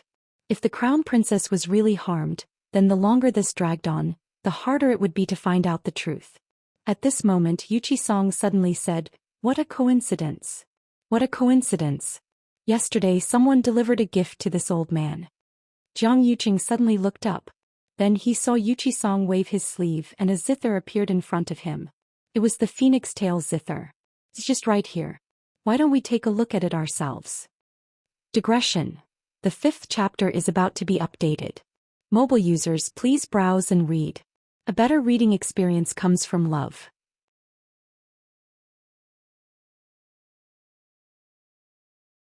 Chapter 879. The expression on Jiang Yuqing's face finally cracked and he cried out in shock. Why is this thing with you?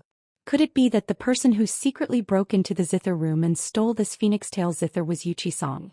That person's aura was hidden extremely well. He had never thought that it would be related to Yuqi-song. Didn't this old man say just now? This is a big gift sent by someone yesterday. Yuqi-song stroked his beard and showed the phoenix tail zither to everyone. Everyone can take a look and see if this is the zither that the Empress concubine had back then. Everyone looked at each other and fell silent for a moment. Eldest young Master Jiang should be the most familiar with this thing. Why don't you check it out? Otherwise, someone will say that this old man took a fake thing and created a rumor out of thin air here. As Yuqi-song spoke, he even pushed it forward. Jiang Yuqing was standing 10 steps away. With his eyesight, from the moment he saw this thing, he had already confirmed that this was indeed the one that was lost in the zither room. However, he really couldn't figure out why this thing would be with Yuqi-song. He said that someone sent it yesterday. Who was that person? Let me take a look. In the quiet and strange atmosphere, a person walked out. It was Yuan Wei. He walked over with a smile. Back then, Her Highness the Empress concubine liked this zither very much and specially asked me to prepare many matching items. Therefore I am quite familiar with this thing. I will identify it. Everyone should trust me, right? Yuqi-song handed the item over. Please. Although Yuan Wei's position wasn't comparable to the 3 dukes, his status was also very noble because his family had been passed down for thousands of years. His words carried a lot of weight. Yuan Wei carefully took the phoenix tail zither and looked around carefully. His expression gradually became serious. After a moment he nodded. This is indeed the Empress concubine's item. Moreover, there is indeed a dragon trapping array inside this zither. Let me take a look too. Xianxia finally couldn't help but come over and take a look. There seemed to be a glimmer of light flickering on the phoenix-tailed zither. Flipping it over, one could see that there was indeed a palm-sized Xian formation at the bottom, and it was shining brightly. Jiang Yuqing's mind was in chaos. Back then he had only been focused on dealing with the Shangguanyu and hadn't paid much attention to the phoenix tail zither. In the past 2 years he had rubbed the rosin on the phoenix tail zither countless times, but he had never noticed this. Thinking of this, he immediately said, "This Xian formation didn't exist before. I've never seen a Xian formation like this before. It was only a level 3 Xian formation and any Xian master could carve it on it. Pavilion Master Yuqi, even if you suspect that there's a problem with the princess's death, there's no need to use such methods to deceive everyone, right? Wei Qisong laughed coldly when he heard this. Of course you didn't see it before because there was a seal on the Xian formation. It was only after this old man broke the seal that this profound formation was revealed. Jiang Yuqing froze on the spot. What seal? He actually knew nothing about this. This is indeed the dragon trapping array. And this aura is indeed from the princess's hands. Xianxia nodded affirmatively. Because the material of this phoenix tail zither is extremely precious and special, ordinary people can't leave any traces on it. Although this Xian formation is only a level 3 Xian formation, the person who can do this is definitely a top-notch Xian master. If I'm not wrong, the princess should have used the power of her Tianjing Yuan meridian to seal this Xian formation and conceal its aura. Yu Qisong stroked his beard. That's right. This old man only saw this dragon trapping array after breaking the seal. Shangguan Yu's strength had already reached level 8 Xian master back then. If she wanted to hide something, it definitely wouldn't be a difficult matter. Jiang Yuqing's heart kept sinking and his entire body turned ice cold. He had overlooked it. He had truly overlooked it. He had actually forgotten that he wasn't Shangguan Yu's opponent at all, which was why he couldn't even see through her methods. And now, all of this had become conclusive evidence. After that, a few more people came forward to take a look. They all nodded and confirmed that this was indeed left behind by the princess back then. Because she had a Tianjing Yuan meridian, her aura was very easy to recognize. Anyone with some status in the Tianling dynasty would be able to confirm it with just one look. What's this? As Xianxia spoke, he suddenly saw that there seemed to be something under the Xian formation. He moved closer and his expression changed slightly. There's a word of blood on it. Everyone was shocked when they heard this. If nothing really happened, why would there be a word of blood on the phoenix tail zither? Moreover, she used such complicated methods to conceal it. Jiang Yuqing's heart thumped violently. It almost jumped out of his chest. All the blood in his body seemed to freeze at this moment. No, everything happened very quickly back then. Shangguan Yu couldn't possibly have the time and energy to do all this. Jiang Yuqing kept admonishing himself, but there was still a voice in the depths of his heart that kept ringing. Why not? She was smart and quick-witted. Was there anything she couldn't do? This word of blood was also left behind by the princess. Xianxi's expression had completely turned cold. Yuan Wei and the others who were standing nearby also had a change in expression. Naturally, they recognized him as well. What's the word of blood on it? Someone couldn't wait to ask. Yu Qisong laughed, but there was no smile in his eyes. Jiang Yuqing, you should know what the word of blood on it says, right? Jiang Yuqing's temples throbbed. I don't, Jiang. Xianxia suddenly raised the phoenix tail zither and shouted sternly. The word of Yang is on it. Jiang Yuqing, isn't this your Jiang? Digression, Tianling scepter. I heard that someone said that I'm a clown? February, yes. They're all talking about you. Tianling scepter.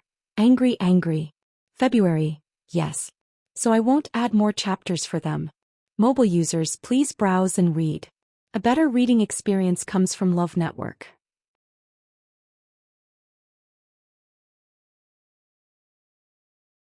Chapter 880. His voice was like thunder as it fell heavily. In an instant, everyone was shocked on the spot. The bloody words hidden on the phoenix tail guqin were actually, Jiang? Anyone with a brain could guess that the Empress concubine had used such a complicated method to leave this secret signal on the phoenix tail guqin. There was definitely a hidden meaning. Dragon trapping array, bloody words, Jiang, isn't this implying that Jiang Yuqing is the one who harmed me? There was dead silence in front of Lang Kuan Hall. Jiang Yuqing's ears were ringing. Xianxi's stern questioning was like a heavy punch, catching him off guard and completely stupefied on the spot.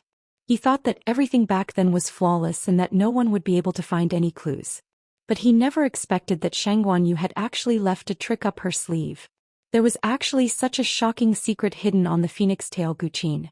Everyone's gazes converged on him. Suspicion, shock, anger. All kinds of gazes enveloped Jiang Yuqing like flames. Even his entire body felt like it was burning up. A sense of crisis that he had never felt before welled up in his heart. Jiang Yuqing had never been as embarrassed as he was now.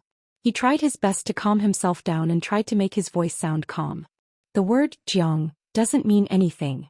Not to mention the Tianling dynasty, there are countless people with the surname Jiang in Xiling City alone.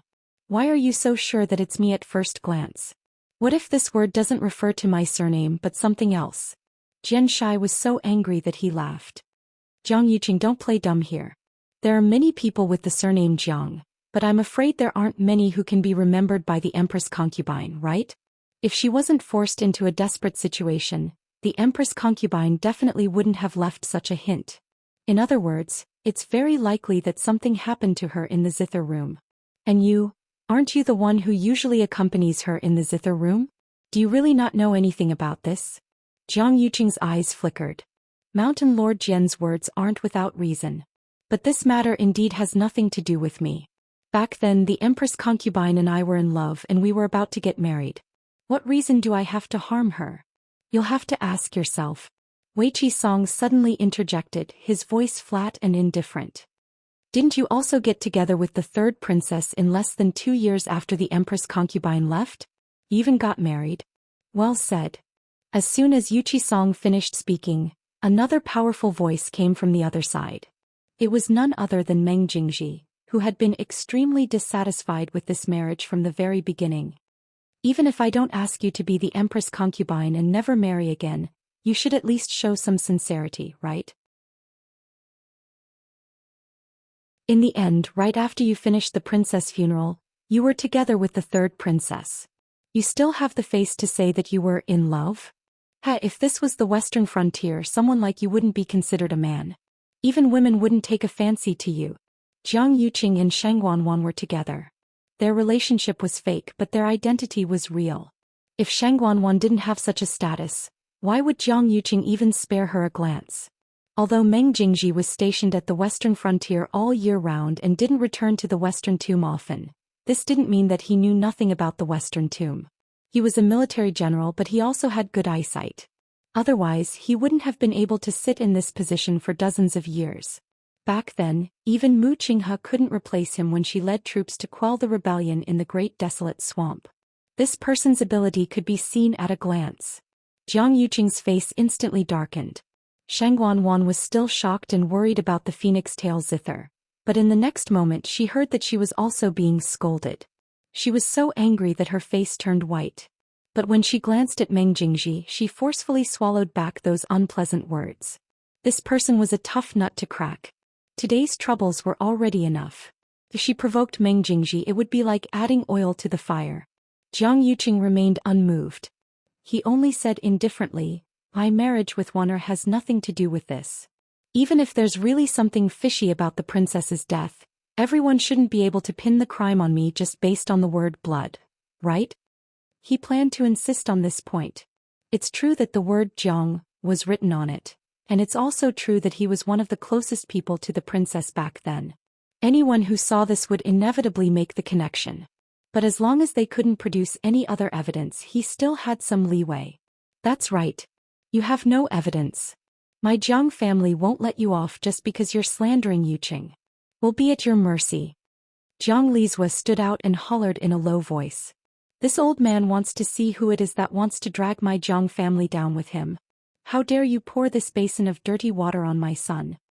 Jiang Lizhua was a grand tutor after all, and his status was very high. In addition, Jiang Yuqing was now married to the third princess, so the entire Jiang family's status had risen by another level. Ordinary people really couldn't afford to offend the Jiang family. However, Yu Qisong suddenly laughed. Everyone will eventually find out who this basin of dirty water belongs to. Since you want evidence, I'll give it to you. Jiang Yuqing's brows twitched harshly. Seeing Yu Qisong's confident look, does he really have any evidence? Yu Qisong stared at him and slowly said, I watched the princess grow up with me. I'm indebted to the princess's love for me, and she treats me as half a master. Ever since the princess's death, my Chongshu pavilion has also suffered continuous attacks. The pavilion's elders and disciples have all been beaten up and there aren't many people left. It's almost impossible for the mountain gate to hold on. The reason for all of this is actually just that I want to investigate the princess's death. Yuchi-sang's expression gradually turned solemn and cold, and even the surrounding space seemed to freeze along with it. It's not just my Chengshu pavilion. In the past 2 years, there have been many people who want to investigate the truth behind the princess's death. However, these people have either died or been injured, and some have even quietly disappeared, never to appear again. It's as if someone is deliberately obstructing them by hook or by crook. Everyone should be aware of this. In this world, the one who doesn't want the truth of that matter to be exposed the most is most likely the person who harmed the princess. A few people inwardly nodded. Although no one had said this on the surface, everyone knew in their hearts. Zhang Lizhou was so angry that he laughed. What, Yuchi-sang, do you mean that the one who secretly killed your Chengshu pavilion is my son? Jiang Yuqing also frowned. Pavilion Master Yuchi, I've already personally sent Qi Dai to you. It's true that he used Chaos Yuan gravel on the Chengshu pavilion, but I truly didn't know about this matter before. Whether it's true or not, let him come over and we'll know when we confront him. Yuchi-sang said indifferently. Jiang Yuqing felt that this was extremely absurd and couldn't help but say, you know that Qi Dai is already delirious, so how can you confront him? Oh, you're talking about this. Yuchi-sang suddenly laughed. This old man has already cured him. A better reading experience came from the Love Network.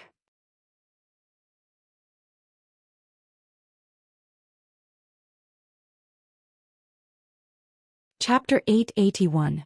Qi Dai, you say it yourself. Yuchi-sang ignored the shock on Jiang Yuqing and the others' faces and suddenly turned around to wave at someone. It was a young man who looked to be in his 20s. He had been standing behind Yuchi-sang and the others, so everyone subconsciously thought that he was a disciple of the Chengshu pavilion and didn't pay him any attention. After hearing Yuchi-sang's words, he walked forward and rubbed his lower jaw for a while before taking off a thin mask. Under the mask, the person's cheeks were thin and his face was haggard, as if he had just recovered from a serious illness. His left ear was gone and there was only a scar the size of a bowl. It was a ghastly sight. It was Qi Dai.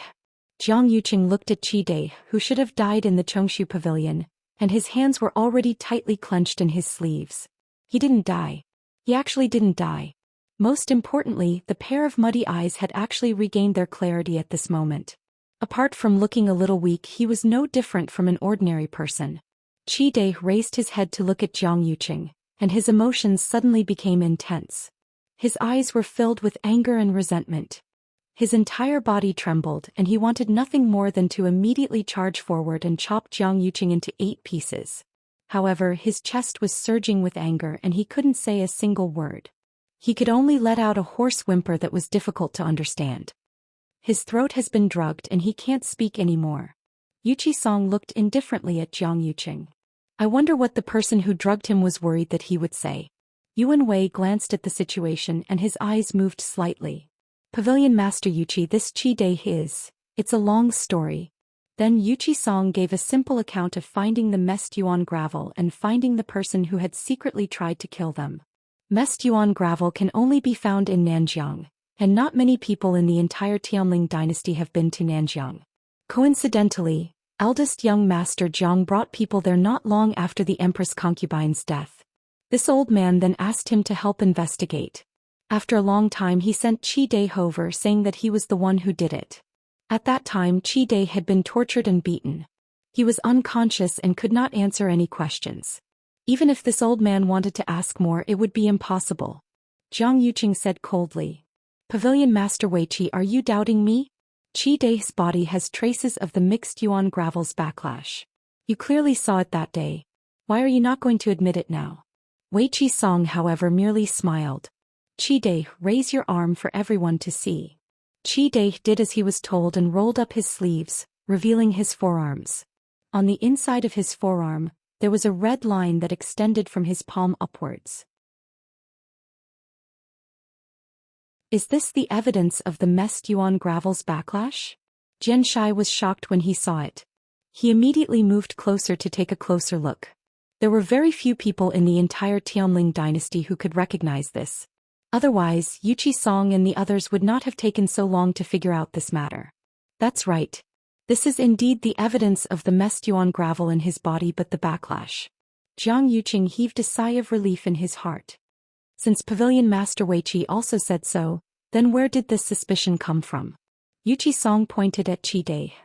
Naturally, it's because the messed yuan gravel in Qi Dai's body backfired much later than when we discovered the messed yuan gravel.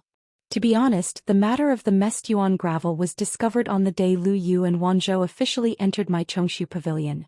Wanzhou grew up in Nanjiang, so it was him who recognized this thing. In the following 2 days, we thought of a way to clean up all the messed yuan gravel on Qingyuan Mountain. Logically speaking, the person who did this should have suffered the backlash at that time. However, all the injuries on Qi Dai's body were added within this month. With every sentence Yuchi Song said, Jiang Yuqing's heart sank an inch. Apart from me, there are also many celestial physicians with superb strength present. If you don't believe me, you can come forward and check for yourself. Qi Dai's injuries clearly appeared after I went to ask Jiang Yuqing for help. As soon as Yuchi Song finished speaking, everyone quieted down and looked at Jiang Yuqing strangely. At this point, even a fool could tell that there was a problem. If Jiang Yuqing didn't do this because he had a guilty conscience, then why? Qi Dai, who caused the injuries on your body? Yuchi Song asked. Qi Dai pointed at Jiang Yuqing angrily and let out a hoarse cry of despair. Just take it that he did it for interrogation, so let's not talk about it for now. Then who planted the messed yuan gravel in your body? Qi Dai still pointed at Jiang Yuqing, his finger trembling slightly because of resentment and anger. Jiang Yuqing stared at him. Qi Dai, you and I are master and servant. I've never done anything to let you down. Why are you slandering me like this? Whether it's slander or not, everyone can see it clearly. I heard that you gathered all the subordinates who had gone to Nanjiang together and interrogated them one by one. After that, most of them went back. Only Qi Dai went missing. The next time he appeared, it was you who sent him to my Chongshu pavilion. Wasn't it easy to do something during such a long time? Thinking about it, he should have been poisoned by the messed yuan gravel at that time. Yuchi Song said slowly, but every word was like a heavy stone that smashed fiercely into Jiang Yuqing's heart. Do you have any explanation for all this? Everyone looked at Jiang Yuqing, waiting for his answer.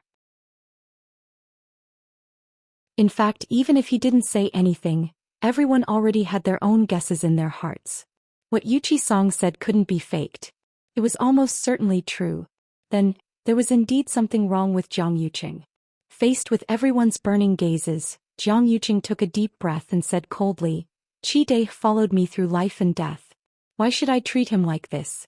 At that time, Pavilion Master Yuchi took the initiative to ask me for help. That's why I did this. In the end, you're saying that I lied to you? What good would that do for me? Fabricating a fake was naturally to cover up the real one. Yuchi Song's lips twitched without a smile. His gaze was sharp and cold, like a sharp sword that wanted to tear off Jiang Yuqing's hypocritical mask. If eldest young Master Jiang doesn't mind, can you show your arm for everyone to see? There's a question that this old man has been wanting to ask you for a long time. Your arm was injured not earlier or later, but on the day we cleaned up the messed yuan gravel and caused the person who secretly poisoned you to suffer a backlash? Jiang Yuqing, can you answer these questions one by one? Asked Jiang Yuqing. A better reading experience came from Love Network.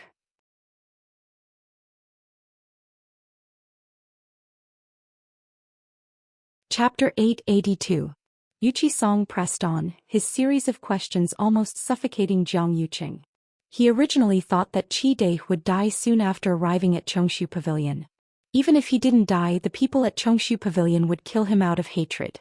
Even if Yuchi Song and the others had doubts, they wouldn't be able to stir up any more waves. This matter would be closed. But he never expected that not only did Yuchi Song and the others fail to kill Qi Dai, they even tried their best to save him. No matter how he thought about it, he actually left himself a huge problem. Jiang Yuqing was filled with regret. If he had known this would happen, he wouldn't have made such an unnecessary move. Even if Yuchi Song and the others kept suspecting him, they wouldn't be able to find any evidence. It would be a waste of effort. If he had thought more at that time, he wouldn't have fallen into such a trap. Now, the timing of Qi Dai's backlash from the chaos yuan gravel didn't match up. Instead, it became the best evidence for them to refute him. Jiang Yuqing understood that if he couldn't give a reasonable explanation for this matter, then from now on he would have to bear this stigma. Pavilion Master Wei Qi, I really don't know what's going on. Qi Dai used to be my subordinate, but after returning from Nanjiang, I dismissed them all. If it weren't for helping you this time, I wouldn't have gone to look for them at all. For such a long time, no one knows what they've been doing or who they've been following. Maybe they've already changed masters and are targeting me. Jiang Yuqing gritted his teeth and only said that he had nothing to do with this matter.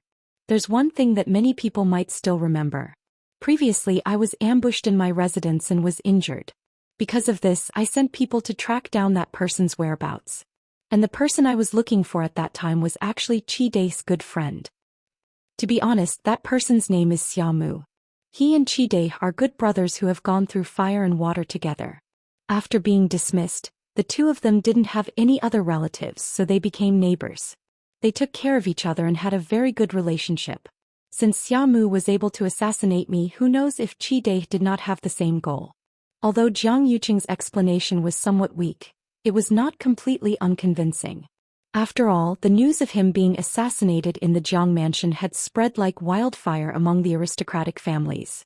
To say that he was putting on a show was a bit too much. During this period of time, Qi Dai has indeed been detained by me.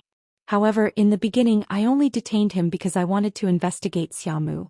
Who would have thought that he would later discover that he had actually suffered a backlash from the Chaos Yuan gravel? I thought that he was the person Pavilion Master Wei Qi was looking for. After interrogating him, I sent him away.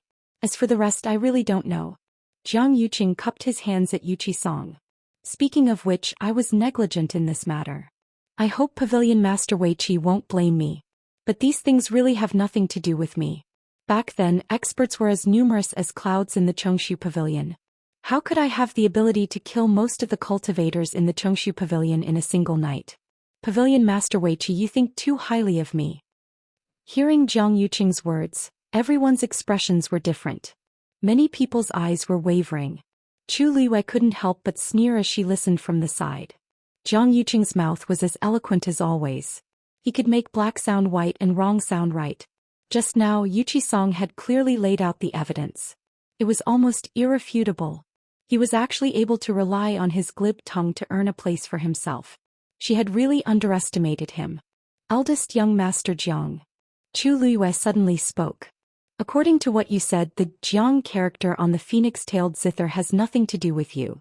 This Chaos Yuan gravel also has nothing to do with you, right? Jiang Yuqing's expression was indifferent, as if he was very frank. Yes.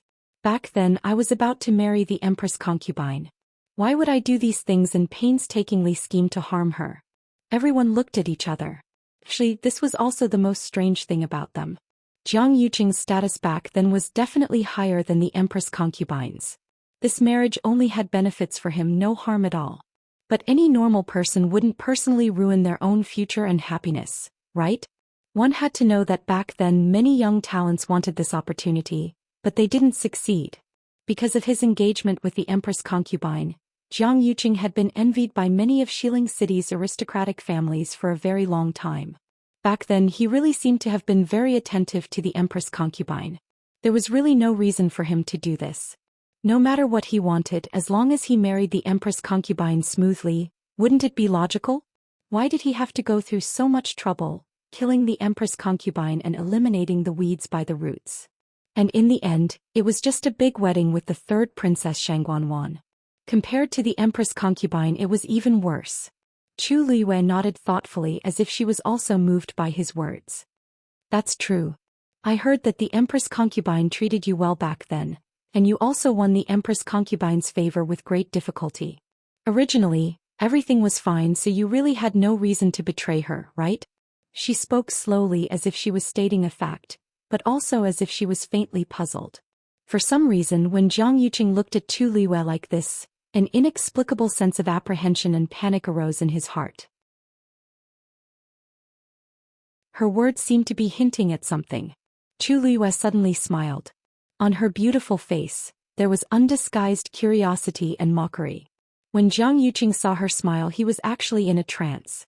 Her clear, black jade-like eyes seemed to have a dark light flowing like a sharp sword, piercing straight at him. Since eldest young Master Jiang has such deep feelings for the Empress concubine, then back then, why did you join forces with Xiahou Rong to forge a document to lure the tiger away from the mountain, tricking the 13th Yu out of Xiling? Chu Liwei said this sentence clearly and clearly. In an instant almost everyone was stunned on the spot. The 13th Yu? Didn't they betray their master back then? For this reason, Jiang Yuqing even issued an order to kill them, which had not been revoked until today. What exactly did Chu Liwei mean by forging a document to lure the tiger away from the mountain? Everyone's gaze fell on Jiang Yuqing.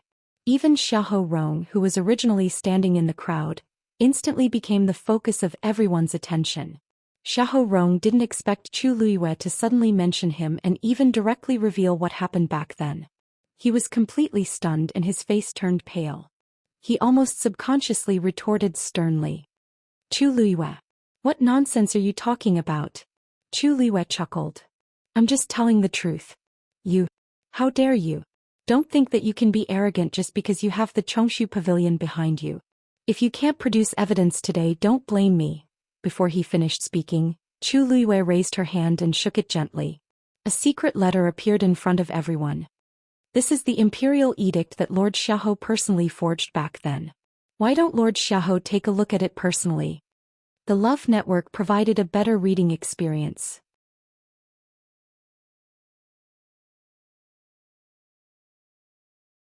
Chapter 883. Xiahou Rong's voice stopped abruptly. He stared at the secret letter in Chu Liue's hands in shock. His face was as pale as a ghost and he instinctively denied it. Impossible. I've been keeping that item in my study and even Xiahou Tingon doesn't know where I put it. How did it end up in Chu Liue's hands? Officer Xiahou, what exactly is going on? Jiang Yuqing's face was terrifyingly cold as he questioned. Xiahou Rong actually let Chu Liwei get such an important item. Isn't he courting death? Xiahou Rong glanced at him and felt guilty. I didn't. I'm loyal to Her Majesty. How can I do such a thing? You'll know once you see it. As Chu Liwei spoke, he passed the letter to Yuan Wei. Officer Yuan, you're very familiar with Her Majesty's handwriting. Why don't you take a look at it personally and see if there's anything wrong with this letter? Yuan Wei's expression turned solemn as he received it with both hands. This secret letter had already been opened by someone, but the remaining golden ink on it was clearly specially used by the royal family. Even the size and paper of this envelope were strictly according to the corresponding standards. Looking at it dazedly, it really looked the same as the real thing. He opened the envelope and took out a letter inside. There were only a few lines of words on it, and the main idea was that there was a dangerous situation at the borders and that the 13 Yu guards were ordered to deal with it. Logically speaking, the 13 Yu guards were the princess's private guards and wouldn't listen to anyone else's orders. However, as the princess would usually deal with many things at the borders, and this letter kept hinting that this matter might threaten the princess, the 13 Yu guards were persuaded to go together. As the princess's wedding was around the corner, it wasn't convenient for her to leave, so the 13 Yu guards let her stay in Xiling while they went to the borders alone and planned to return after dealing with this matter. They then realized that something was amiss and rushed back to Xiling with all their might, but they were still too late. These people had set up layers upon layers of traps in order to distract all the reliable forces around her and finally make a move on her. Chu Liwei tried his best to guard against it, but he didn't expect these two people to plot to kill her. How could he defend against that? This envelope, this letter, this ink and the seal are all exclusive to His Majesty. But this handwriting is not His Majesty's. Yuan Wei frowned. Furthermore, this secret letter does seem to be from 2 years ago. The Yuan family had always been loyal to the Tianling dynasty. Since Yuan Wei said so, then it was an indisputable fact. If that was the case, then everything would make sense. Back then, someone had first forged such a letter and transferred the 13 Yu guards out of Xiling. Then, taking advantage of the fact that there was no one by the princess' side, they had secretly tried to kill her. Finally, he did not forget to eliminate all those who wanted to investigate the truth. This series of methods could be said to be flawless. If someone hadn't planned this beforehand, it would have been impossible to achieve this. This was clearly forcing the Empress concubine into a dead end. Yuan Wei had a grave expression as he looked at Chu Liwei. Miss Chu, May I ask if this letter was really found in the Xiahou residence? Chu Luiyue said with a smile. Of course. In this world, there aren't many people who can forge such a genuine secret letter from His Majesty, right? Other than the handwriting, everything else is real. It was obvious that this was something that only a person who was deeply trusted by His Majesty could do. No matter how one thought about it, Xiahou Rong was one of the 3 grand tutors. He usually assisted His Majesty and had the most interactions with His Majesty. He was also the most convenient and easiest to do this. This time, even the surrounding officials' expressions changed as they looked at Xiahou Rong. Forging an imperial edict was a capital offense. If the situation was serious, it was very likely to implicate the 3 families. Was Xiahou Rong crazy? He actually dared to do such a thing. Lord Xiahou, don't you plan to explain? The gentle smile on Yuan Wei's face had disappeared and was replaced by a cold expression. The Yuan family had never participated in the struggle for power in the imperial court. But if it involved His Majesty, then this matter was much more serious. They had to investigate to the end. Xiahou Rong made up his mind and intended to deny it. Chu Luiyue, you said that this was found in my Xiahou residence. Do you have evidence? Who knows if it was done by someone else? You're using it to frame me. I, Xiahou Rong, am loyal and devoted to His Majesty. I have never done anything to betray His Majesty. Chu Luiyue narrowed his eyes. Since Lord Xiahou is so determined, do you dare to swear? If you really did something to betray His Majesty, then the entire Xiahou family will be completely destroyed. Xiahou Rong choked, but he still braced himself and said, I have a clear conscience. Why wouldn't I dare? If I really betrayed His Majesty, then let me die without a burial place. Chu Luiyue crossed his arms and touched his chin. You haven't finished yet. Isn't there still the entire family? Xiahou Rong's eyes twitched fiercely. Chu Luiyue. Don't go overboard. I'm going overboard? I'm trying my best to prove your innocence. Chu Luiyue widened his eyes slightly. Didn't you say yourself that your loyalty to His Majesty can be witnessed by heaven and earth? Why don't you dare to continue? Xiahou Rong was in a dilemma. If he didn't say it, Chu Luiyue and the others would definitely not let it go, and he would appear to be very guilty. But if he said it, there's a God watching over us. Lord Xiahou, if you are upright, what can't you say? Chu Luiyue said lightly, but every word was like an extremely sharp knife, forcing Xiahou Rong to a dead end bit by bit. No one in the surroundings spoke, but every gaze seemed to have materialized and landed on his body, forming an invisible pressure that made it difficult for him to breathe. Jiang Yuqing said coldly, Lord Xiahou, you have a clear conscience. Why can't you swear? If Xiahou Rong really tore a hole in him, the consequences would be unimaginable. Xiahou Rong gritted his teeth. I, Xiahou Rong, swear. If I really did something wrong to His Majesty, I'll let everyone in my Xiahou residence die a horrible death. Clap. Clap. Clap. In the dead silence, the sound of applause suddenly sounded from not far away. Clap after clap, extremely rhythmic. At the same time, a deep middle-aged man's voice followed. Lord Xiahou said. Hearing this voice, Xiahou Rong's face changed dramatically. Even Jiang Yuqing, Shangguan Wan, and the others suddenly opened their eyes wide and looked back. They saw a person in a bright yellow dragon robe slowly walking out of Longquan Hall. Perhaps because he was bedridden all year round, his figure was a lot thinner, but his frame was tall and his shoulders were straight. Standing there, he still had a noble aura around him. It was the current emperor of the Tianling dynasty, Shangguan Yu. Digression. It's about 12:30 p.m., a little late. Mobile users, please browse for a better reading experience from the AI network.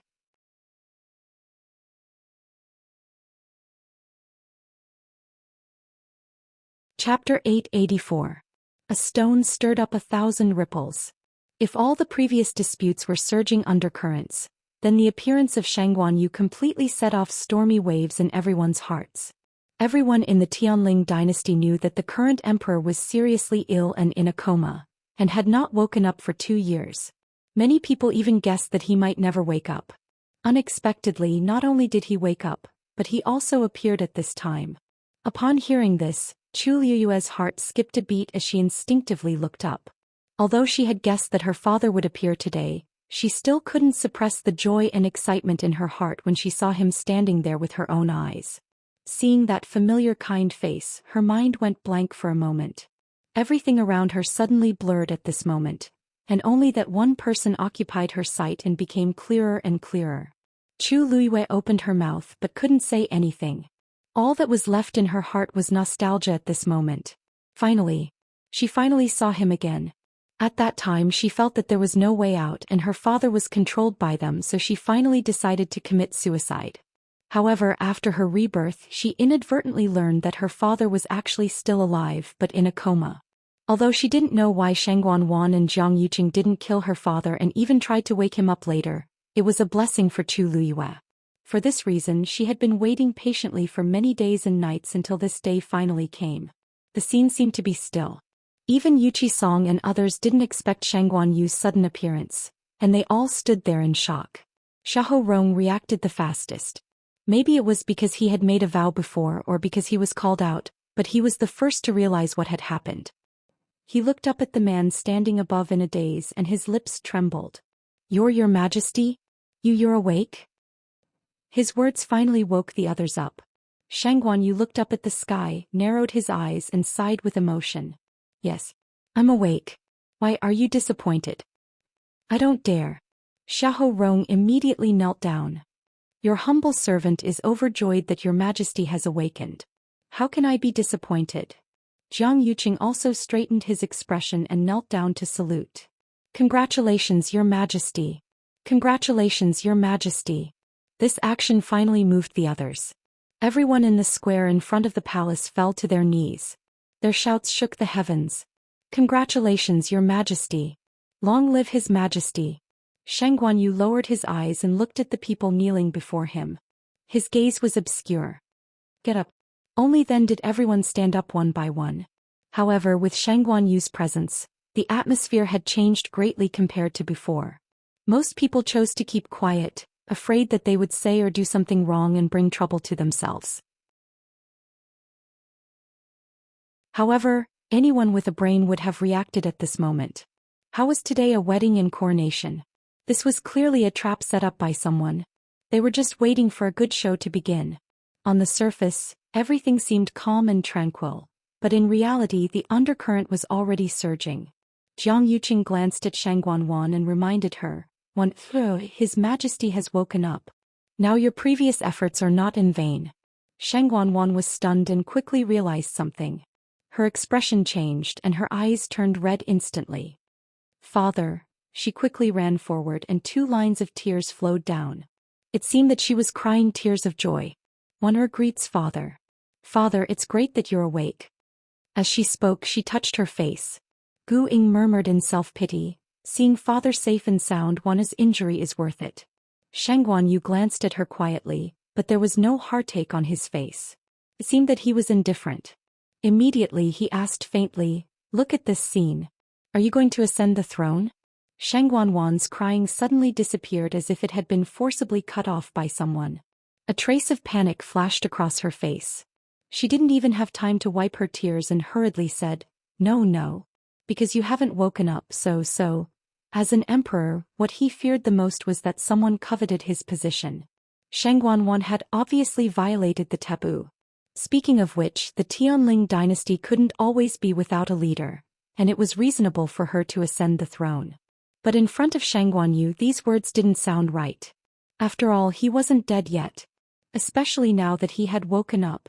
When did you wake up?" "I didn't know. I've neglected my duty." Shangguan Wan tried to salvage the situation for herself. However, this trick obviously didn't work on Shangguan Yu. "It's all thanks to Master's meticulous care that I could wake up so smoothly." Shangguan Wan was stunned. "Master's wa?" At this moment another person walked out from behind Shangguan Yu. It was Zhou Mingxi. Everyone was stunned for a moment. There was another Zhou Mingxi beside Shangguan Wan. How could there be 2 of them? Who are you?"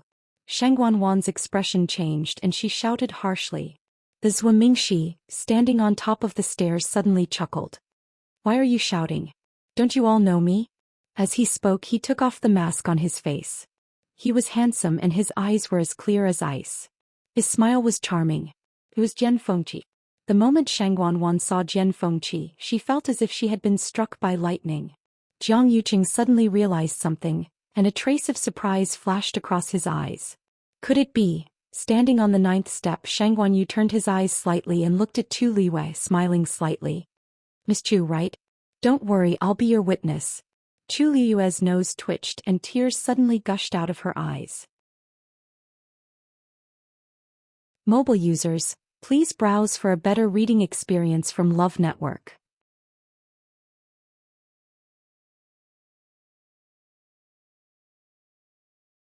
Chapter 885. Remember, Love Network. In 1 second and provide you with wonderful reading. She lowered her eyes and concealed the emotion of the cigarette butt. When she looked up again, her eyes were as clear and bright as obsidian that had just been soaked in water. She bent her knees and curtsied, moving her lips. Thank you, Your Majesty. Shang Guanyu looked at the woman standing below, and for some reason his heart suddenly moved. In fact, when he pretended to be unconscious before, he had heard her voice. At that time he only thought that this was a smart, quick-witted, decisive woman. Although her status was not high, she could still use all kinds of conditions to force Shang Guanwan and turn a disadvantage into an advantage. Now that he saw her, he realized that she was actually like this. For some reason he felt that he had seen her somewhere before. He quickly recalled in his mind, but after thinking about it, he really had not seen her before. For nearly 2 years he was basically sick in bed and stayed in Qingfeng Palace day and night. He even rarely saw other people in the palace, not to mention people like Chu Liwei who came from outside Heaven's canopy. Probably because her eyebrows and eyes were too similar to. Thinking of this, Shang Guanyu felt a burst of pain in his heart, and looked at Chu Liwei with more benevolence. You worked so hard for your, and I should thank you. If you hadn't taken the initiative to reinvestigate the matter of that year, I'm afraid that many people might be free and happy for a long time. When he said the second half of the sentence, Shang Guanyu's tone was completely cold. Although he didn't scold him, his low and majestic tone was full of the emperor's power, which made people breathless. On the square in front of Longkuan Palace, everyone quieted down and kept quiet out of fear. Yuan, let me have a look at that letter. Hearing this, Yuan Wei immediately responded, stepped forward respectfully and presented the secret letter with both hands. Shang Guanyu unfolded it and read it carefully. Xiahou Rong stood with his hands down, cold sweat constantly coming out of his forehead. His heart was beating wildly, and all the blood in his body was surging up, as if even his eardrums were about to burst. After a while his back was all wet. Only a short period of time had passed, yet he actually felt that each day was like a year, and it was extremely torturous. Finally, in this suffocating atmosphere, Shang Guanyu finally opened his mouth. We have never written this letter. His words were clear and light, but they were like thunder that exploded in everyone's hearts. He didn't write anything. That proved that this letter was indeed forged by someone else. No one answered. The air seemed to freeze inch by inch. Shang Guanyu looked at Xiahou Rong. The date on this letter is the 3rd of July. That day I was discussing matters with Lord Xiahou in the imperial study, but for some reason I felt very tired, so I asked Lord Xiahou to leave first and go to the side room to rest. When I woke up again, it was already today. Gasps could be heard from the crowd. Didn't they always say that because His Majesty heard about the death of the Empress concubine, he was extremely grief-stricken and was unable to get out of bed?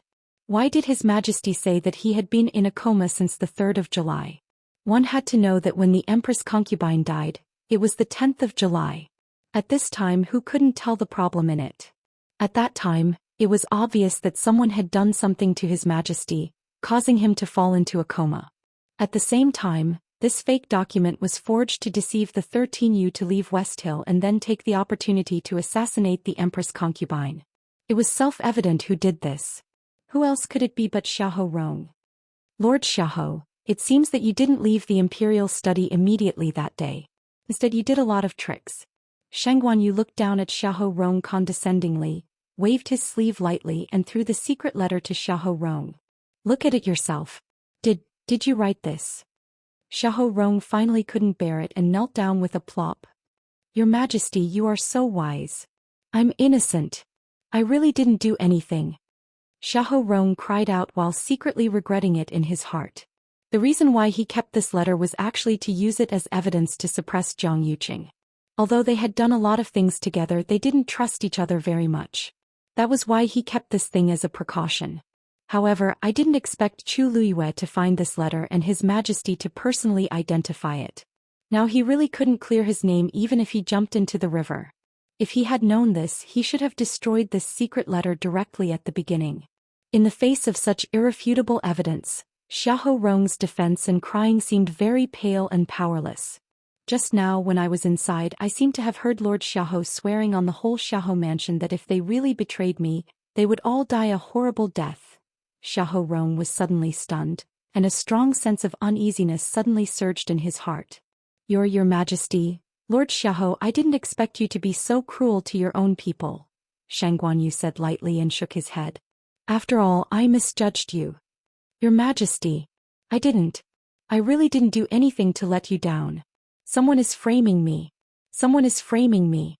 Your Majesty, you are so wise. Xiahou Rong was shocked and hurriedly knelt forward. But before he reached the 9 steps, Shang Guanyu had already opened his mouth. Xiahou Rong rebelled against his superiors and attempted to murder me. This is the first crime. Faking the secret edict and deceiving his superiors is the second crime. As punishment for these 2 crimes, Xiahou Rong's position as Grand Tutor will be removed and he will be demoted to a slave. He will be beheaded in public at noon tomorrow. In addition, Xiahou Mansion's 3 close relatives will be implicated. The 3 distant relatives, regardless of their gender, will all be sent to the frontier as slaves. They will never be able to return. Each and every word echoed clearly in front of the main hall. Xiahou Rong's movements suddenly paused and he knelt on the ground dejectedly. The last trace of blood on his face faded in an instant.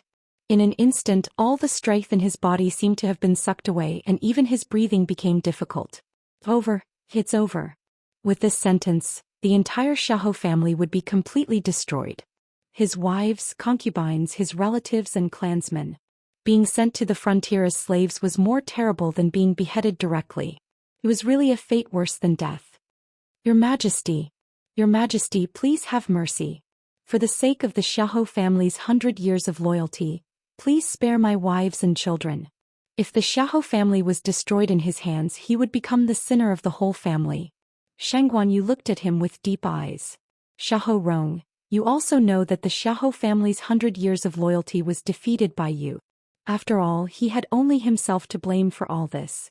Xiahou Rong sat on the ground, his heart completely cold. Take him away. Shang Guanyu waved his hand. Just when the people next to him were about to step forward, Xiahou Rong suddenly turned back and pointed at Jiang Yuqing fiercely, shouting with a ferocious look, "It's him! He and the 3rd princess forced me to do this." Mobile users, please browse and read. A better reading experience comes from the Love Network.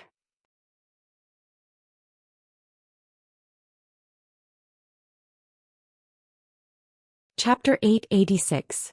If you want to die, let's all die together. At this time, Xiahou Rong had obviously gone completely crazy. His Majesty's imperial edict had been issued, and the Xiahou clan would have no chance of turning things around. The entire clan, a total of thousands of people, would all be implicated.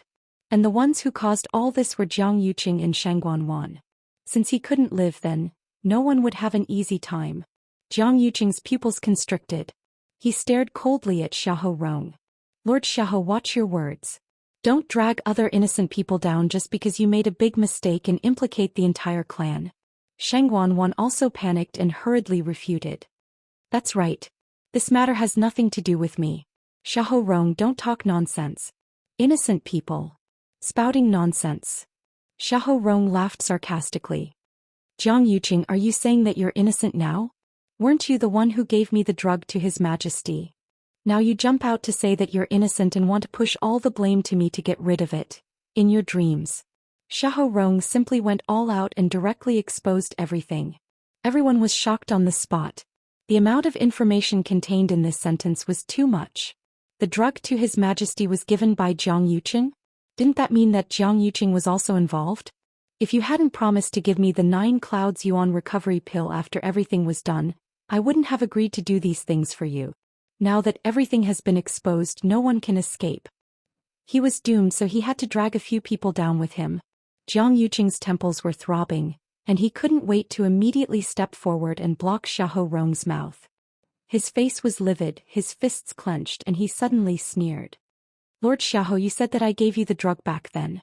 Do you have any evidence? Empty words without any proof. If whatever you say is the truth, then wouldn't everyone here be at your mercy?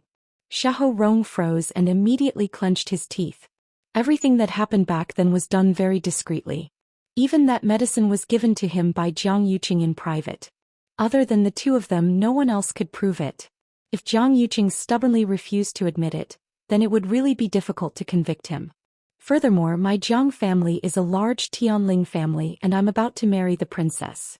What reason do I have to spend so much effort to harm His Majesty first and then the princess?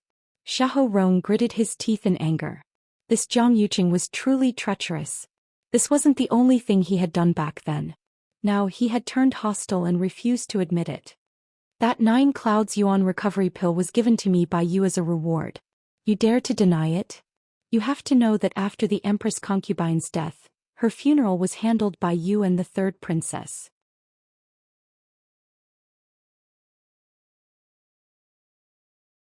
Only the two of you can obtain the 9 heavens yuan returning pill.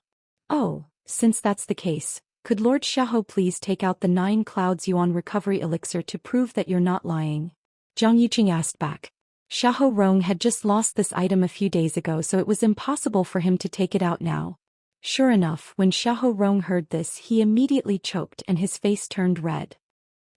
You know that, it seems that Lord Xiahou can't take it out. Jiang Yuqing interrupted him. In that case, please don't make irresponsible remarks again, Lord Xiahou. It's here. Before he could finish speaking, a clear voice suddenly sounded from the side. Jiang Yuqing's heart skipped a beat. He turned his head and saw Chu Liwei smiling as she took out a black wooden box. The moment he saw that box, Jiang Yuqing's heart suddenly sank. Wasn't this thing stolen? Why was it here with Chu Liwei? He recalled that the previous secret letter was also stolen from the Xiahou residence. Could it be that all these things were done by Chu Liwei alone? But she was clearly still in the Dahuang swamp some time ago. How could, this should be what you're looking for, right? Chu Liwei shook the box in her hand and smiled meaningfully. I can prove that this thing was indeed plundered from Lord Xiahou's study. Because she had already taken out the secret letter earlier, everyone was very convinced by her words. The 9 clouds yuan recovery pill was the only 9th grade essence pill left behind by Taizu. It had always been carefully enshrined by the Tianling royal family. Previously, His Majesty had indeed bestowed it to the Empress for safekeeping. After the Empress's death, these items were all handled by the third princess and Jiang Yuqing. Such an important item like the 9 clouds yuan recovery pill actually appeared in Chu Liu's hands. Clearly it had been taken away before. This just happened to confirm Xiahou Rong's previous words. Jiang Yuqing used the 9 clouds yuan recovery pill as a reward to help him drug His Majesty and forge a document. Chu Liwei handed the wooden box to Yuan Wei. Your Majesty, please take a look. Yuan Wei took the item and carefully opened the box. A strong medicinal fragrance instantly spread out. Shangguan Yu's expression changed slightly. This is indeed the 9 clouds yuan recovery pill. He looked at Jiang Yuqing. Jiang Yuqing, what else do you have to say? Jiang Yuqing gritted his teeth. I didn't take good care of it, so this 9 clouds yuan recovery pill was stolen. However, what Lord Xiahou said just now was indeed slander. Your Majesty, please investigate clearly. He was determined to deny it to the end. Xiahou Rong was extremely resentful and began to search in his mind. He wanted to directly kill Jiang Yuqing and Shangguan Wan as well. But after thinking about it, he was shocked to realize that he really couldn't produce any strong evidence. Jiang Yuqing had always been cautious and didn't leave any traces. Every time they discussed things, there was no one else present. Even now that the 9 clouds yuan recovery pill had been taken out, he still said that it was his lack of supervision that led to the theft and that he didn't send it out himself. Apart from this mouth, Xiahou Rong couldn't do anything to Jiang Yuqing. He was so angry that his whole body trembled. He pointed at the two and scolded, Good, good, good. You don't want to admit it now, right? Then I'd like to ask, if you didn't do anything to His Majesty, then why did you guard Qingfeng Hall so strictly in the past 2 years and even sent 3 celestial physicians to take care of it in turn? this isn't a guilty conscience, then what is it? As he said this, he suddenly looked at the crowd and sternly shouted, "Let's go. Xianxia, Xialang. Do you dare to stand up and tell everyone what's going on with His Majesty's body? Right, and Zhuo, the three of you have been responsible for taking care of His Majesty from the beginning. Now you can at least say a few words, right?" From the moment Shangguan Yu came out, Xiong Yishui and the others had been completely shocked.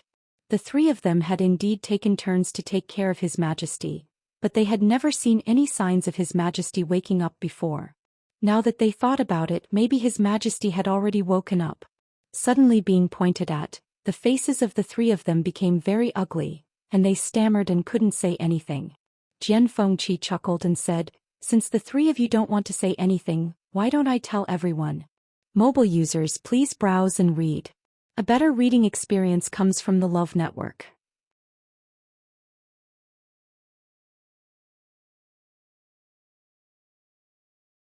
Chapter 887. Jian Fengqi flung the mask in his hand and smiled flirtatiously. "Speaking of which, I've been taking care of His Majesty for a long time. Although I'm using Lord Zhuo name, it's for His Majesty's own good. I believe that everyone here is loyal to His Majesty and won't mind, right?" This hat was too big, so no one dared to say no. The fact that he could stand by His Majesty's side and walk out of Longquan Hall with His Majesty proved that His Majesty trusted him greatly. How could others say anything? "Actually, we have to start with the third princess," Jian Fengqi said with a smile. "I still remember clearly that when I entered the palace as Lord Zhuo for the first time, I happened to meet the third princess. Does the third princess still remember what you said at that time?" Shangguan Wan's face turned pale. She didn't even know when Jian Fengqi had pretended to be Zhuo. How could she remember what she said? But she had always trusted Zhuo. She didn't hide anything from him about His Majesty. At that time, the third princess was very worried about His Majesty, so she asked me to reduce the dosage of medicine and find a way to wake His Majesty up. Jian Fengqi applauded sincerely. Clap, clap, clap. The third princess's filial piety can be seen by heaven and earth. In order to wake His Majesty up again, she was even willing to reduce the dosage of medicine for His Majesty. Based on this point alone, no one here can compare to her, right? Jian Fengqi's words were like a sharp sword that directly pierced Shangguan Wan's hypocrisy. Her strong and calm expression finally cracked. I didn't," she subconsciously retorted, but her expression was panicked and her footsteps were unsteady. He was right. Shangguan Wan finally couldn't hold back. She gritted her teeth and said hatefully to Zhuo beside her, "Zhuo, I trusted you so much. How dare you deceive and betray me? If he hadn't teamed up with Jian Fengqi, this wouldn't have happened." "I don't know anything." Zhuo wanted to say something, but he felt guilty and didn't know what to say. It was true that he did not know that Jian Fengqi had been secretly using his name to enter the palace, but he was not completely unaware. During this period of time, he occasionally felt that he seemed to have become more sleepy than before, and his mind seemed to have become muddled. Especially when it was his turn to be on duty, this feeling became even more intense. He vaguely felt that something was wrong, but he didn't dare to say anything. He was afraid that if Shangguan Wan and the others found out, they would immediately kill him to silence him. But he didn't expect that he still couldn't hide it. And today things had turned out this way. Shangguan Wan's heart was filled with hatred, but she also knew that it was useless to say these things now. The only way was to get rid of these things as much as possible and prove his innocence. But how could it be that easy? She thought back to when she was in the Clear Wind Palace. She had taken advantage of the fact that her imperial father had not regained consciousness and had said many things without concealing anything. If imperial father were to find out about it. Oh right, there's also Jiang Yuqing. Jian Fengqi's eyes turned slightly, and the corners of his lips curled up into a wicked smile. His eyes were full of sarcasm. "Later on you also said something similar. I still remember it clearly." The expression on Jiang Yuqing's face seemed to have frozen. His eyebrows, eyes, mouth and nose were all terrifyingly cold and stiff. The previous scenes kept flashing in his mind. No wonder he felt that Zhuo was a little strange some time ago. It turned out that it was because there was indeed a change of people. When he saw Jian Fengqi coming out with his Imperial Majesty just now, he felt very uneasy. Now it really exploded. No matter whether Jian Fengqi was telling the truth or not, he and Shang Wanwan couldn't deny it. After all, he was standing beside his Imperial Majesty now. What Jian Fengqi said now obviously had his Imperial Majesty's permission, and even, he was representing his Imperial Majesty's position. The number of times this young master has entered the palace is actually not many. But whenever I meet the two of you, I have to talk about the matter of using medicine back then. Wasn't that what Lord Xiaohe was talking about just now? What, you still refuse to admit it? The evidence was already in their faces, but they still refused to admit it. How thick-skinned. Dead silence. Jiang Yuqing and Shang Wanwan both fell silent. This was no longer a matter that could be cleared of suspicion by denying it. After all, it was very likely that his Imperial Majesty also knew about many of these things. If he had already woken up, then many things were already set in stone. But just when everyone thought that the truth was out and they were finally going to admit their guilt, Jiang Yuqing suddenly spoke. I really didn't know about his Imperial Majesty being poisoned back then. One told me that his Imperial Majesty had taken too much medicine in order to nurse his body back then. That was why he had been in a coma for so long. We did discuss about using less medicine for a long time, but I didn't know it was poison. Hearing this, Shang Wanwan gradually widened her eyes in shock and looked at Jiang Yuqing in disbelief. What did you say? Jiang Yuqing looked apologetic. I'm sorry, Wan. I was deceived by you before, so I helped you. But now that things are clear, then I can't speak up for you anymore. You have to bear the corresponding responsibility for what you've done. Chu Liwei was secretly amazed. If it weren't for the inappropriate atmosphere now, she would have applauded Jiang Yuqing's ability to refute. She had seen what it meant to reverse right and wrong today. Seeing that the matter had been exposed, he took the initiative to abandon Shang Wanwan and only wanted to protect himself. But then again, this kind of ruthlessness and cruelty was his usual style. How could Shang Wanwan be his opponent? Sure enough, after hearing these words, Shang Wanwan completely exploded after a short period of shock. Jiang Yuqing, what are you talking about? You want to push all the blame onto me now, don't you? Fine. Since you're heartless, don't blame me for being heartless. Shang Wanwan took a step forward, walked to the middle and said in a sharp voice, what Xiahou Rong said just now was right. Everything was ordered by Jiang Yuqing. He was the one who attacked father and transferred the 13 Yu guards away. He was also the one who secretly sent people to attack the Chongshu pavilion. He was the mastermind of all these things. The veins on Jiang Yuqing's forehead bulged. He lowered his voice and said coldly, you're confused. But Shang Wanwan didn't care. She had lost all face today and was already emotionally unstable. Coupled with Jian Fengqi and the others' provocation, she couldn't bear it anymore. Anyway, she couldn't deny it, and it would be difficult for her to make a comeback in the future. Not to mention that she had no fate with the throne, she might not even be able to keep her identity as the third princess. After today, it was still unknown whether she would live or die. At this time, Jiang Yuqing actually took the initiative to betray her, so she had no mercy for him. She stared at Jiang Yuqing with scarlet eyes and sneered, What, you don't want to admit it? Don't forget, you were the one who drugged Shang Guanyu with the energy-dissipating powder for 3 years. Finally, you attacked her on the eve of the wedding and imprisoned her in the Imperial Ancestral Temple. Digression. The last 2 updates may be a little late, about 1:30. Please browse and read. A better reading experience comes from Aiwa. You're tuning in to the Zhou Xian's Legacy YouTube channel. Don't forget to subscribe and join us on this journey to catch the most captivating stories.